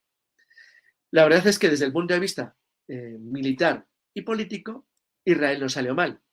Consiguió liberar los estrechos, le pegó una paliza monumental a los egipcios, con lo cual demostró su fuerza, impresionó al mundo entero con la eficacia y la capacidad de su pequeñito ejército, nada pequeñito ya en el 56, enormemente remodelado. Porque eso quedó marcado. Había un juego de mesa en los 80 que era Sinaí. Sí, claro que sí. ¿Te acuerdas tú? Era un juego de mesa que tenías tanques. Pero ya verás, pero Sinaí es más interesante lo que ocurrió luego en el 66. Pero es que lo de Sinaí, como estaba condenado a entrar a estar en guerra. Sí, pero yo creo que el juego aquel de mesa, no sé si te acuerdas. Es posible. ¿Tú crees que fue el 56? Yo sé si era de los 6 días. Habría que mirarlo, ¿eh? Voy a buscarlo, espera, lo busco. Habría hecho una ojeadilla. Me acuerdo que lo tenía un amigo. Sí. Bueno, el caso es que para los británicos y para los franceses, que se comprometieron, por supuesto, también a abandonar el canal, la verdad es que fue un desastre. Como ha dicho Anthony Eden, que era el primer ministro británico, presentó su dimisión, y Charles de Gaulle, que ya desconfiaba desde siempre de los Estados Unidos, pues anunció fue el comienzo de lo que luego fue finalmente la retirada de Francia de la estructura militar de la OTAN, que, como es bien conocido, se produjo en el 66, y Francia no vuelve a la estructura militar de la OTAN hasta el año 2009 con Sarkozy. Es decir, es un periodo enorme durante el cual Francia, jugó siempre como aliado, pero jugó con una cierta independencia de actuación, porque a los franceses lo que ocurrió les sintió muy mal. Para Israel es verdad que desde el punto de vista tanto militar como geoestratégico fue una victoria absoluta, demostró su enorme potencia y su capacidad, pero le quedó el mal sabor de que en el fondo había cedido a un ultimátum y una presión extranjera, aunque fuera los Estados Unidos, porque no les dieron otra opción. Les ordenaron un poco más o menos que tenían que abandonar el Sinaí inmediatamente. Para Israel el Sinaí, como ocurrió después de la victoria de los 6 días, es como tener un colchón enorme que amenaza a Egipto, porque, claro, si tú tienes el Sinaí y tocas el canal de Suez, tienes Egipto vendido, literalmente, porque tienes abierto en canal, y con la posibilidad de cortarlo por donde te dé la gana a lo largo de todo el eje del canal. La verdad es que el gran beneficiado, por lo tanto, del conflicto, a pesar de que había tenido un cierto revés militar y que no había demostrado una gran cosa, el gran éxito lo tuvo Egipto. Nasser apareció como el verdadero vencedor de una guerra que en realidad había perdido, y la verdad es que políticamente salió enormemente reforzado, no solamente desde el punto de vista interno, en el propio Egipto, donde se vio claramente que era un líder firme, con capacidad de defender los intereses de su nación, enfrentándose, si era necesario, a lo que todavía eran, entre comillas, grandes potencias. Al mismo tiempo, ante la opinión pública mundial, no solamente la árabe y la musulmana, sino ante la mundial, se había mostrado como un líder capaz, poderoso y serio con el que había que contar. Y además de todo esto, se había dado cuenta, como militar que era, que él no bastaba simplemente con el número, sino que los ejércitos árabes, si querían en algún día en el futuro enfrentarse a Israel, necesitaban o precisaban de contar con cuadros, mandos intermedios mucho mejor tecnificados, mucho mejor preparados. Les hacía falta una población más instruida, una base industrial mucho más sólida y una capacidad económica muy superior para poder mejorar sus infraestructuras, su economía y su liderazgo de cara a un posible enfrentamiento contra naciones como Israel o contra las potencias coloniales como Inglaterra y Francia, de las que se ha demostrado que todavía no tenían ni media torta desde el punto de vista militar. Así que, en ese sentido, para Nasser fue un éxito absolutamente radical, le dio una fuerza enorme y el mundo se quedó realmente sorprendido de que había lo que podríamos llamar un renacimiento de las naciones árabes. Claramente, durante un tiempo, el líder absoluto fue Nasser, prácticamente hasta su muerte. La verdad es que Nasser tuvo una importancia decisiva en lo que es la formación de los movimientos panárabes y del progresivo acercamiento, no solo a Egipto, Siria ya estaba metida completamente en el bloque del este, sino de otras naciones árabes en su aproximación al mundo, al lado soviético, y una amenaza de muerte para las monarquías que todavía quedaban en países árabes vecinos, como el caso de Irak, que cayó pronto, porque sorprendentemente los árabes vivían más apartados y los hachemíes de Jordania, pues bueno, ahí siguen aguantando, así que, pero porque luego el mundo ha dado muchas vueltas. Pero realmente, pero en Libia igual la monarquía había caído. Entonces realmente la caída lenta y progresiva de las monarquías árabes, bueno, pues fue un efecto indirecto también de la guerra del Sinaí y de la intervención franco-británica en Suez, porque les convenció a los nacionalistas árabes de que las corruptas monarquías que habían dirigido su destino no tenían ningún sentido en el futuro y que si sus naciones querían progresar y modernizarse y ponerse a la par de las más desarrolladas del mundo, tenían que empezar por tirar abajo sus caducas estructuras de poder y sustituirlas por modelos nuevos de repúblicas que, por cierto, que nadie se olvida, en ningún caso fueron democracias al estilo occidental, se convirtieron en autocracias que acabaron en gran parte con gobiernos más o menos despóticos de todo tipo y condición. Tampoco se puede decir que fueran comunistas, es una cosa bastante absurda, pero en cualquier caso, lo que es cierto es que el impacto fue importante. Y, finalmente, un pequeño coletazo de advertencia que tuvo esta guerra, aunque nadie se dio cuenta prácticamente entonces en ello. Y es que el hundimiento de los 40 barcos en el canal y el cierre temporal del canal de Suez afectó de una manera bastante grave a la industria y a la traída de combustible y de petróleo desde las fuentes productoras principales del Golfo. Es verdad que ayudó a otros países de otras zonas a seguir incrementando y aumentando su producción petrolera, por ejemplo a Venezuela, que empezaba a ser una potencia exportadora, convirtió a Venezuela en unos años uno de los países más ricos del mundo, pero aunque los europeos empezaron a buscar otras fuentes alternativas que ya tenían de manera más intensa, se dio una pequeña demostración del daño que podía hacer una guerra económica al mundo occidental si se le cortaban las fuentes de suministro de petróleo o se encarecían por el transporte, como luego ocurrió después de la guerra de Yom Kippur, cuando se puso la famosa gran crisis petrolera del año 73. Este detalle no fue todavía en aquel entonces lo suficientemente valorado por los estrategas ni occidentales, ni del bloque de este, ni de los propios países árabes, pero se intuía de que podía ser un elemento importante de cara al futuro como arma de guerra, literalmente, contra las naciones occidentales en caso de una presión excesiva sobre los intereses panárabes o de las repúblicas árabes que se estaban constituyendo. Resumiendo, creo que este es una especie de escenario general de lo que fue el conflicto. Una guerra muy breve, duró solamente, como hemos dicho, 9 días. Fue una guerra que desde el punto de vista militar, y con esto yo creo que vamos a ver qué dicen los oyentes, desde el punto de vista militar fue claramente una victoria aplastante y arrolladora de los israelíes, un éxito operacional táctico de los paracaidistas franco-británicos y las fuerzas aeronavales muy brillantemente dirigidas de los británicos y franceses sobre una extensión enorme como era el canal de Suez, aunque fuera norte-sur, pero la verdad es que lo hicieron realmente bien. Un fracaso estrepitoso por parte de la conducción táctica y militar de los egipcios durante el brevísimo conflicto, pero sin embargo, todo esto quedó eclipsado por una auténtica victoria árabe y sobre todo de Nasser como persona ante el mundo y ante la sociedad de su propio país y de su entorno cultural, que le posicionó como uno de los grandes líderes en aquel entonces del mundo y como una especie de imán para poder dirigir luego los futuros, una especie de futuro unificado de las naciones árabes en pos no solamente de sus intereses comunes, sino también de poder ofrecer de verdad una alternativa de verdad de fuerte Israel creíble y sólida y no simplemente, pues algo como lo que había ocurrido durante los 9 días de guerra, donde realmente del primer sopapo los mandaron al canal. Así que a ver qué te dicen los oyentes y si quieres vamos contestando. Pues mientras hacen las preguntas de todas las plataformas que están en directo, voy a sacar aquí el juego Sinaí, es de la guerra de los 6 días. De los 6 días, ves, claro, es que es lo más lógico.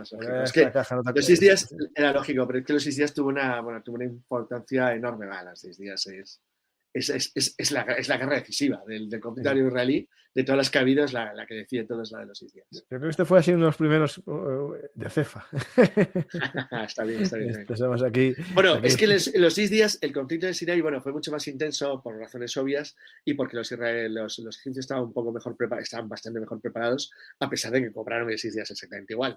No, lo sorprendente de los 6 días, cuando lo veamos, los 6 días Israel lanza la guerra en todos los frentes, literalmente, lo cual es algo realmente brillante. Y hay una guerra olvidada entre las dos, que es la guerra de desgaste, que es casi 4 años de fuego artillero entre los dos. Bueno, eso ocurre por periodos. Bueno, durante el año, entre el año 49 y el 56, las acciones de los fedayines, lo que hoy llamaríamos los insurgentes hoy son palestinos, entonces lo que se llamaba la población árabe de Gaza, fueron constantes. Lo que ocurre que había dos diferencias que lo separaban claramente lo que sucede en la actualidad. Primero, aunque Gaza estaba ya superpoblado, no era una masa inmensa de gente como la que tiene hoy en día, que se acumuló precisamente después de la guerra de los 6 días. Y además de eso, había otra diferencia esencial, y es que las colonias judías que se habían ido estableciendo no habían llegado a tener la intensidad de ocupación de territorio próximo a la franja que tienen hoy en día. Es decir, si en el 56 no se hubiera podido producir una incursión como la que ha habido hace unas semanas, por la sencilla razón de que no había nadie a quien atacar así. O sea, no había una población judía de colonias alrededor de Gaza tan intensa como hay ahora. Por otra parte, fíjate que es curioso que los árabes, las unidades árabes que se integraron en el ejército israelí lo hicieron después. En aquellos años todavía no había una cierta colaboración tan intensa con el gobierno israelí por parte de los árabes que vivían en territorio de Israel, en territorio judío. Entonces, eso es un desarrollo posterior y lento que obedece a otra serie de factores que parten también en parte de las consecuencias, no tanto de la guerra de los 6 días como de la guerra de Yom Kippur del 73, que es una guerra muy interesante. Para mí, personalmente, desde el punto de vista militar, la más interesante de todas las guerras árabe-israelí es la del 73, me parece fascinante. O sea, bueno, sobre todo por ese efecto de todo perdido y lo recuperamos todo, ¿no? Sí. Pues vamos a preguntas del público. A ver si hay alguna aquí que no se pregunta, pero bueno, vamos a preguntas, que tengo un apartado de preguntas y en el otro que me pregunte. Vale, dice aquí, ¿no será la conferencia de Bandung el punto de inflexión sobre todo para Francia? No, puede ser también. Bandung, para que no lo sepa, es la gran conferencia donde prácticamente se decreta la muerte del sistema colonial europeo nacido de la conferencia de Berlín de 1885. Bandung es el gran nacimiento del movimiento anticolonialista a nivel mundial. O sea, es la cumbre decisiva. Para Francia era el país más comprometido, porque Francia era el único que principalmente llevaba acciones armadas en aquellos tiempos contra insurrectos en sus colonias a la Francia.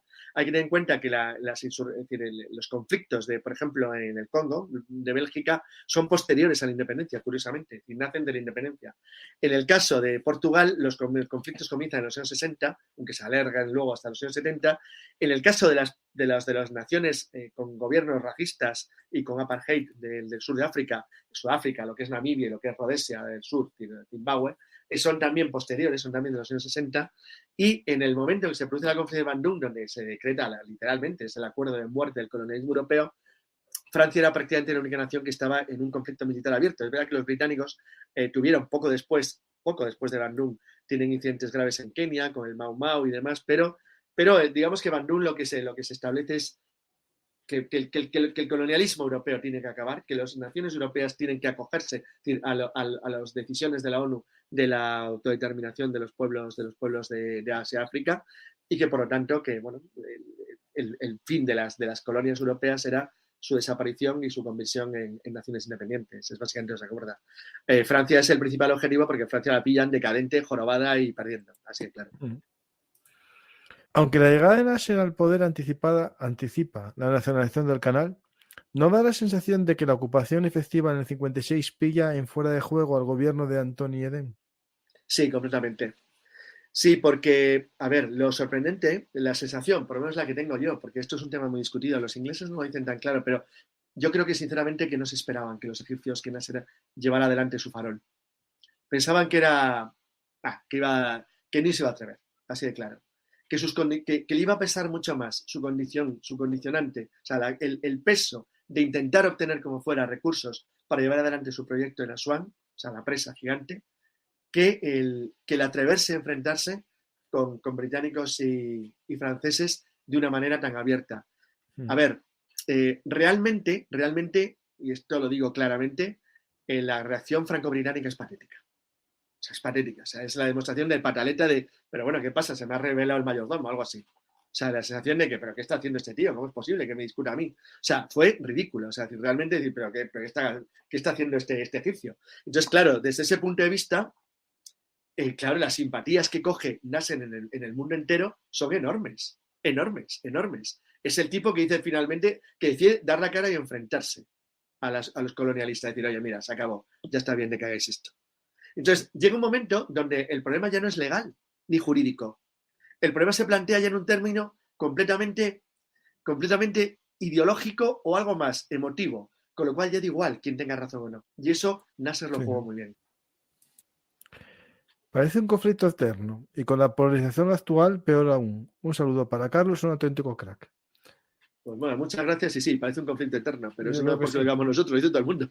A la vista está. Yo estoy leyendo un libro de una chica israelí, de Noah, y pues que es muy complicado porque es que a ver cómo sabes aunque unos quieran la paz, los otros no la quieren jamás, es decir, porque quieren que desaparezca a nosotros y es muy complicado. Efectivamente, en el momento que hay un lado que pide o exige la desaparición del otro, no puede haber paz, es imposible. No puedes. No puedes. Si pide la desaparición del otro, no puedes. Sí, en vez de intentar una convivencia. Pero claro, el problema es que la radicalización religiosa, que cada vez hay más, porque es decir, ya era complejo cuando era un movimiento laico, ahora que casi todo lo que está creciendo es más radical islámico. Sí, es muy complicado porque además, fíjate, la radicalización actual es inimaginable en el Egipto de los años 56, 57.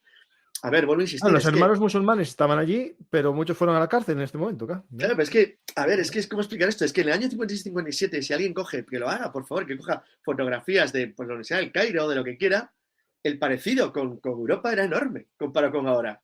Es decir, nos hemos ido como separando cada vez más. Es decir, realmente la radicalización y el aumento masivo de la población, el desorden, cualquiera que viaje a Egipto ahora le parece un país, voy a usar una palabra que sigo diciendo que no me gusta, pero la definición de desorden tercermundista, cosa que en comparación en el año 50 y tantos eran países atrasados, obviamente, eran naciones europeas, pero no lo daba. Es decir, había una élite muy refinada, muy bien preparada, que tenía un contacto histórico de toda la vida con el resto de las naciones del Mediterráneo. Es decir, puertos como Alejandría, tenía colonias comerciantes griegas, italianas, de toda la vida. Es decir, eran ciudades, sobre todo lo que tocaba el delta y el propio Port Said.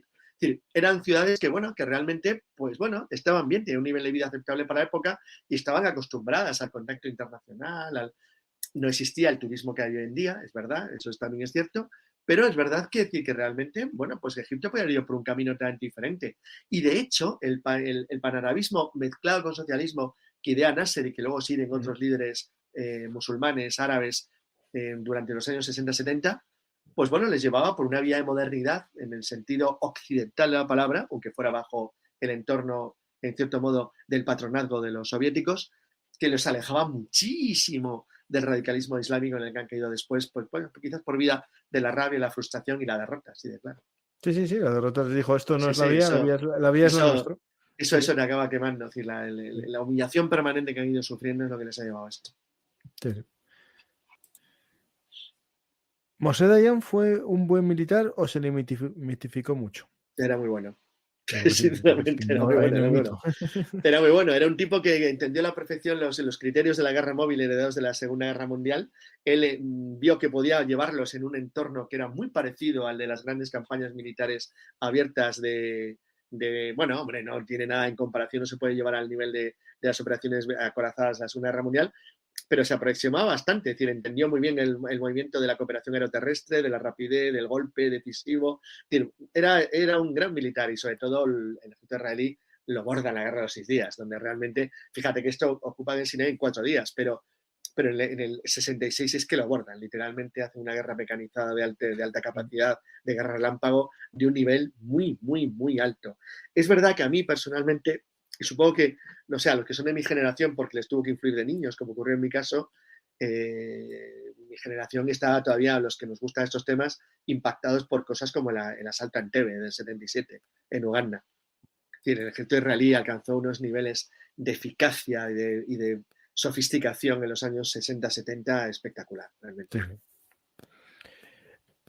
Hay más, bueno, hablan del ejército egipcio, que como era, ya lo explicaste, es que Pues el había ejército mejorado, egipcio pero... es que, a ver, Egipto le pilla mal las dos guerras, la del 48 y el 56, por una razón. En el 48, porque el ejército egipcio estaba muy frustrado de lo que había ocurrido durante la Segunda Guerra Mundial. Esto es importante, es decir, por ejemplo, uno de los, lo he citado al principio, que luego va a ser el líder, Sadat. Sadat era un oficial durante la Segunda Guerra Mundial. Durante la Segunda Guerra Mundial, el ejército egipcio sufre una humillación, y es que es enviado básicamente a la frontera de Sudán. Las dos unidades que estaban destacadas en puestos importantes en el occidente, en el oasis de Siba y en Masa Matruh, son retiradas o apartadas cuando los italianos declaran la guerra al Reino Unido. Y durante las campañas de Rommel, las campañas italianas de los años 42-43, no tienen ninguna participación. De hecho, Egipto entra en la guerra cuando los aliados se han apoderado completamente del norte de África. Es cuando ya le declara la guerra al eje, bajo presión y fuerza bueno, pequeño golpecito así para que lo hicieran, de los aliados, que le dijeron, bueno, ya es el momento, ahora tienes que entrar en el conflicto y punto. Entonces, claro, esta humillación los egipcios llevan mal, su ejército no se había reforzado gran cosa al acabar la Segunda Guerra Mundial, y la guerra del 48 fue un fracaso estrepitoso. O sea, prácticamente ni nada, no fueron capaces de hacer nada útil. Y en la del 56 el ejército no se había renovado apenas, estaba en ello, pero, y es verdad que, como he dicho al principio, acababa de adquirir por primera vez material checoslovaco, un poco más moderno, pero tampoco una cosa lo suficientemente avanzada como para ser decisiva. El momento en el que Egipto inicia el proceso de rearme masivo es justo después de esta guerra. A partir del 57-58, con los acuerdos con la Unión Soviética, entonces sí, empiezan a recibir material masivo moderno del este de Europa, que es el que se va a confrontar luego con el modernísimo material occidental, específicamente francés, de los israelíes en el año 66, en la Guerra de los 6 días, 67. Y ahora parece que Egipto colabora con Israel. Bueno, desde el 78 es el primer país que reconoce a Israel. Colaborar no es lo mismo. Yo creo que tienen el mismo enemigo común, que son los hermanos musulmanes. Efectivamente, a ver, lo que pasa en Egipto es que Egipto llevó un proceso lentamente de acercamiento al mundo occidental, o sea, al bloque occidental, durante las fases finales de la Guerra Fría, que obviamente le tenía que alejar de la Unión Soviética, y por lo tanto, al alejar de la Unión Soviética, le alejaba también del radicalismo islámico que estaba surgiendo, que se convierte también en enemigo de los soviéticos después de la invasión de Afganistán por la URSS en el año 79. Este detalle es muy importante. Es decir, hay que tener en cuenta que una parte sustancial del actual problema lo generan los propios americanos cuando apoyan a las guerrillas musulmanas contra los soviéticos en Afganistán, porque, es decir, les armaron, equiparon, prepararon y entrenaron gente que luego se les iba a volver contra ellos, porque al final los movimientos islámicos radicales son relativamente modernos. O sea, no hay que remontarse muy atrás. O sea, tienen un punto de partida en los años 80, realmente, del siglo XX. Como grupo armado, organizado, el primer ataque suicida fue en el Líbano contra los marines. Así, efectivamente. No, hubo uno en el año 50 y algo. Sí, no, hubo uno antiguo, uno muy antiguo. Suicida, pero con kamikaze. Sí, no, kamikaze no. Hubo un problema muy gordo en Líbano a finales de los 50, un poquito después de la crisis de Suez. Pero es verdad que el primer ataque masivo efectivamente fue en Líbano ya en los 80, es decir, es ya muy reciente. Y realmente es un fenómeno muy actual, ¿no? Y es un fenómeno que también surge y nace de la frustración y de la incapacidad de llevar adelante una victoria convencional. O sea, es evidente. Pero bueno, también hay una pregunta aquí que si quieres contestas y si no, ¿no? A ver. ¿Cómo ves el futuro del conflicto, Carlos? Sobre todo con la islamización de Europa. Entiendo que eso puede radicalizar aún más el conflicto.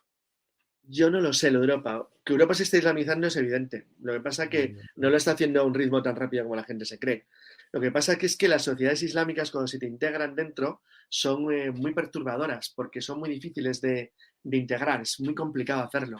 Es muy complicado hacerlo porque el Islam no es una religión, es algo más. Es un modo de vida en sí mismo. Te da todo hecho, te ofrece un universo de... O sea, no tienes que hacer gran cosa. La división Estado-Iglesia no existe.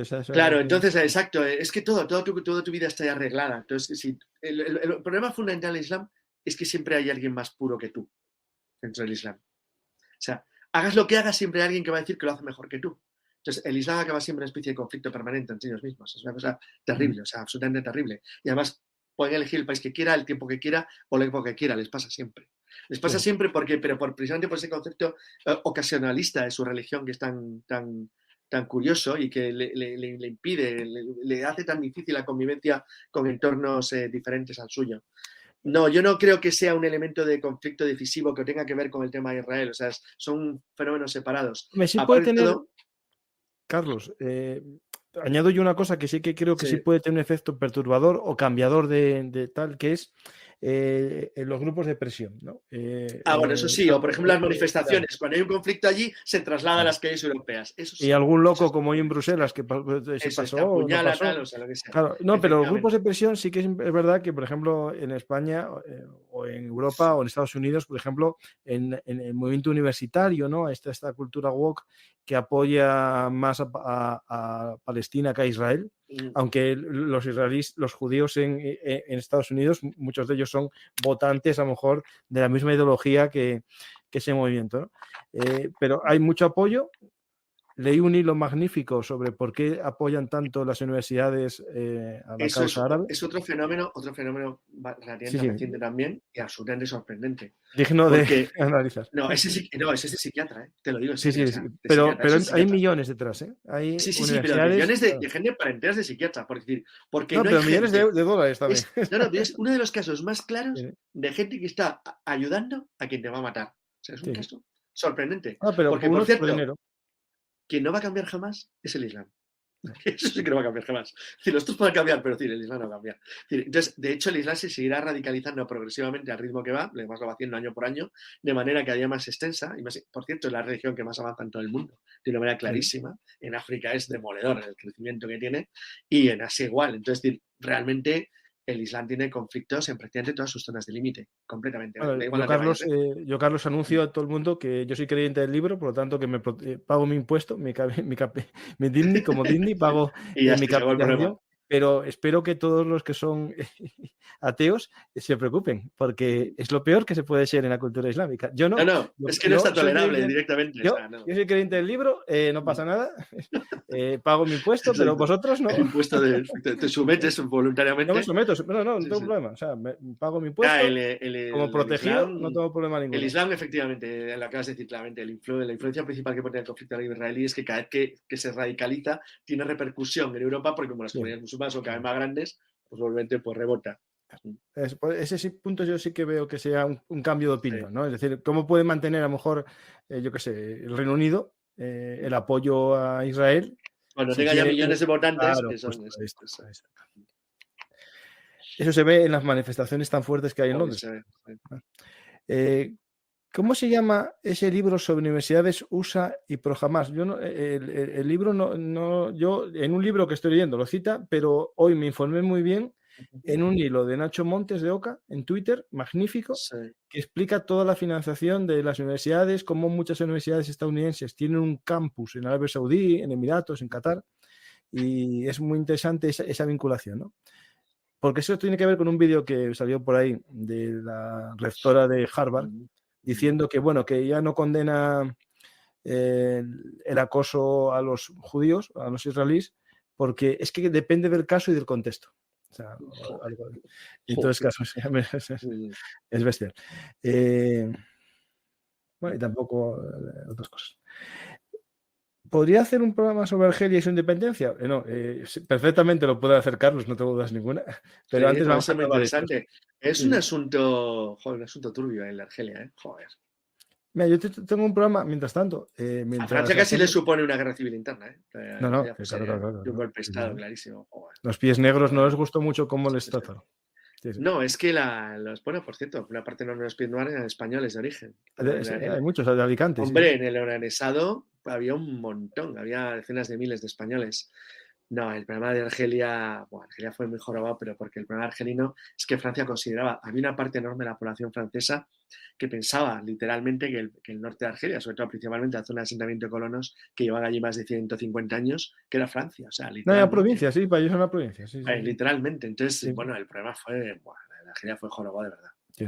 De hecho, en la película, el programa este que tengo de la guerra de Argelia, con Joaquín Mañez Postigo, hablamos del tema, pero también de la lucha contra la insurgencia que se desarrolló allí y que fue muy dura, pero fue el manual que después usó. No, todo el mundo. La guerra de Argelia fue uno de los grandes inspiradores de los conflictos africanos luego de los años 60.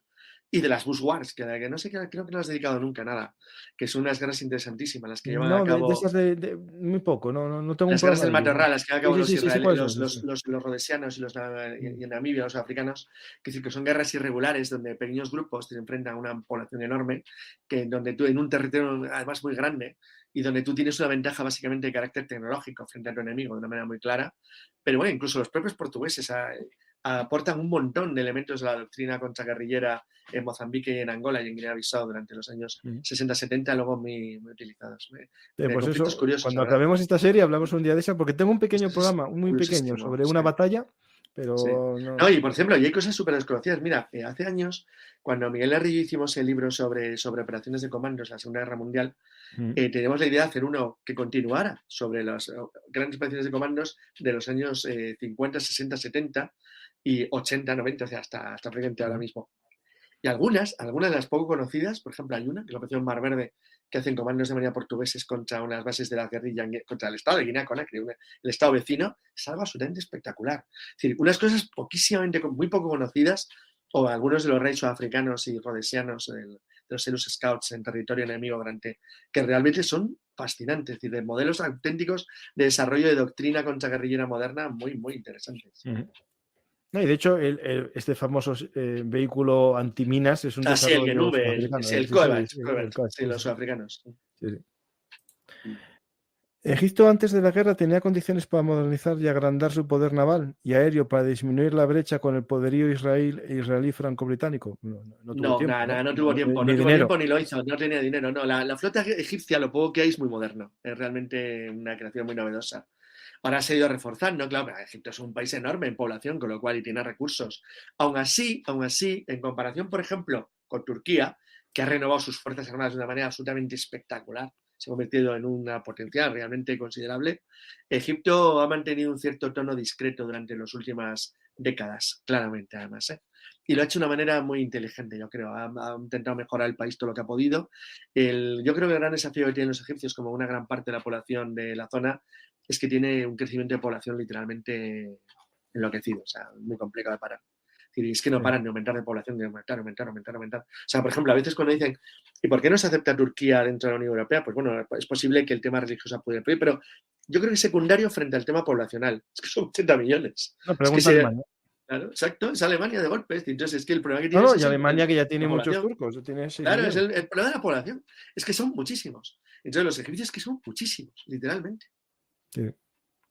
Mira, de hecho, tengo hablado con un amigo para hacer un programa de geopolítica de las migraciones, pero desde el punto de vista de todas las migraciones mundiales. África del Norte, solo África del Norte, me refiero, desde Egipto hasta Marruecos, camina en unos años a tener 200 y pico millones de habitantes. Sí. Pues ya veremos. Menudo problemilla. Sí, no, fácil no es. O sea, tío, claro, menudo problema. 200 y pico millones, muertos de asco, además, literalmente. Sí. Y sin formación que tampoco para una economía como los occidentales. Para nada. No tienen dos. Eso no es Birmania, ni Tailandia, ni Camboya. Nada. No. Pues eso nos espera.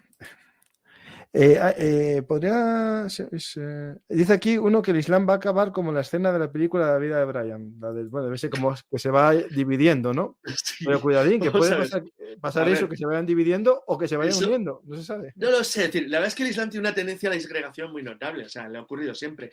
Pero es por lo que acabo de decir siempre. Uno de los grandes problemas que tiene el Islam como religión es que no es solo una religión. Es todo. Entonces, al ser todo, tiene una tendencia a la disgregación natural, pero por un elemento básico. Porque siempre hay alguien más puro que tú. Claro. Eso es claro en cualquier estructura. Entonces, por ejemplo, a veces cuando se dice, bueno, esto he leído mucho por ahí. Tú ves los restos de Medina Zara y dices, uy, qué bonito Medina Zara. Estos cristianos malvados, pero ¿qué cristianos malvados? Si lo destruyeron con toda la guerra civil que destruyó el califato, pero si el califato se destruyó a sí mismo, ellos solos. Sí, y luego lo aniquilaron los estados sucesores, unos tipos que eran mucho más puros religiosamente, según decían ellos, que los que vivían allí, que eran los almorávides. A los que destruyen otros, que dicen lo mismo, que son los almohades. A los que destruyen otros, que dicen lo mismo, que son los benimerines. Y puede estar así eternamente, una y otra vez. Siempre. Siempre le pasa. Sí, tiene un grave problema en eso. Que alguno acertó, porque creo que había unos mercenarios aragoneses o catalanes en uno de los raids esos. No, no me acuerdo. Lo que hay que es genial es que parte de los que moriscos se refugian eso sí que tienes un programa muy bueno. Unos que parten de un grupo de los moriscos se refugian en Marruecos, pasan al servicio, los que van a Mali, los armas. Sí, es una historia increíble. Y conquistan el Sahel entero. Es increíble. Sí. ¿Es cierto que Inglaterra tuvo problemas para mantener su Royal Navy tras la crisis del Canal de Suez a raíz de la devaluación de la libra provocada por Estados Unidos? Bueno, no es que tuviera problemas, es que comenzó el desmantelamiento de la Royal Navy como lo que había sido. De hecho, el refuerzo de la flota británica es algo relativamente reciente. De hecho, si los argentinos hubieran esperado un poquitín en el 82, simplemente un poquitín, hubieran pillado a Inglaterra sin portaaviones. Sí, porque van para... Sí. Claro, lo que pasa es que como frente a su torpeza lo hicieron en el peor momento, parece hecho aposta, pero vamos, realmente sí, la flota británica inició un proceso gradual de reforma. Luego hay que tener en cuenta un detalle que a veces no se suele tener en consideración, pero que para mí es importante, y es que durante gran parte de los años 70-80, las flotas de la OTAN se ajustaron a lo que iba a ser su enemigo, que era la Unión Soviética. Con lo cual se centraron específicamente en la gran antisubmarina y que era el mantenimiento de las rutas transatlánticas, de protección del comercio, lo que hubiera sido su objetivo en un enfrentamiento contra el Pacto de Varsovia. Hay que tener en cuenta que cada uno fija sus necesidades militares en función de los enemigos que va a tener. Una vez que Inglaterra abandona el imperio colonial, o sea, su imperio al este de Suez, una vez que abandona sobre todo la India, Pakistán, Birmania, realmente la inmensidad de esa flota ya no tiene ningún sentido, ya no tiene una flota universal, por decir una manera. Entonces lo va dirigiendo a otro tipo de funciones cuyo objetivo principal era la colaboración con los aliados de cara a la Unión Soviética, tenía un objetivo distinto. Entonces, claro, al tener un objetivo distinto, parte de las condiciones de lo que hubiera sido la flota británica no tenía ningún sentido. Y mantener aquello era un disparate. Acabo de decir que en la crisis de Suez se juntan 7 portaaviones. ¿Para dónde van Inglaterra con 7 portaaviones? Es decir, ahora mismo sería insostenible, no tiene ninguna lógica. Ningún tipo. No, hay que pensar que una cosa era proteger las rutas de la India y otra es proteger un poco, el Mediterráneo.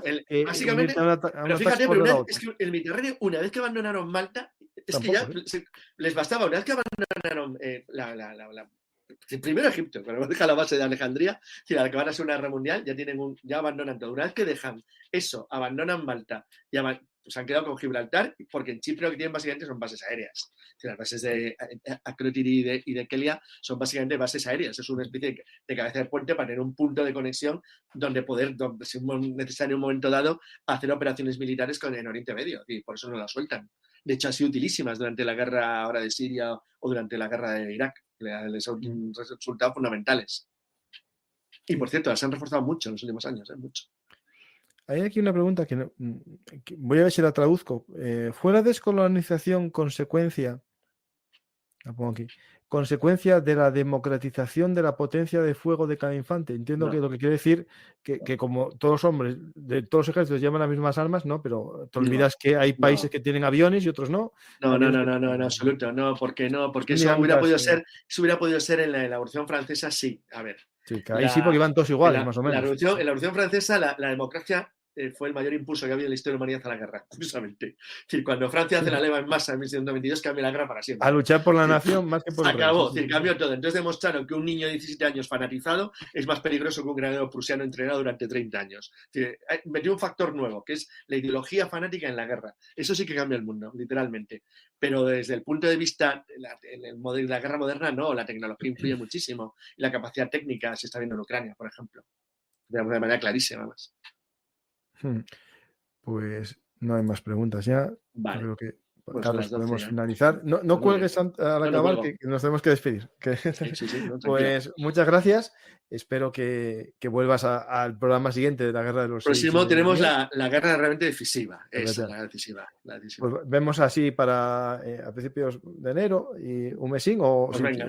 Porque una cosa, el 28 de diciembre me voy a Madrid a presentar mi libro. Ana, pues avísame porque estoy aquí, el 28 estoy aquí, así que voy a presentarlo a Tercios Viejos. Sí.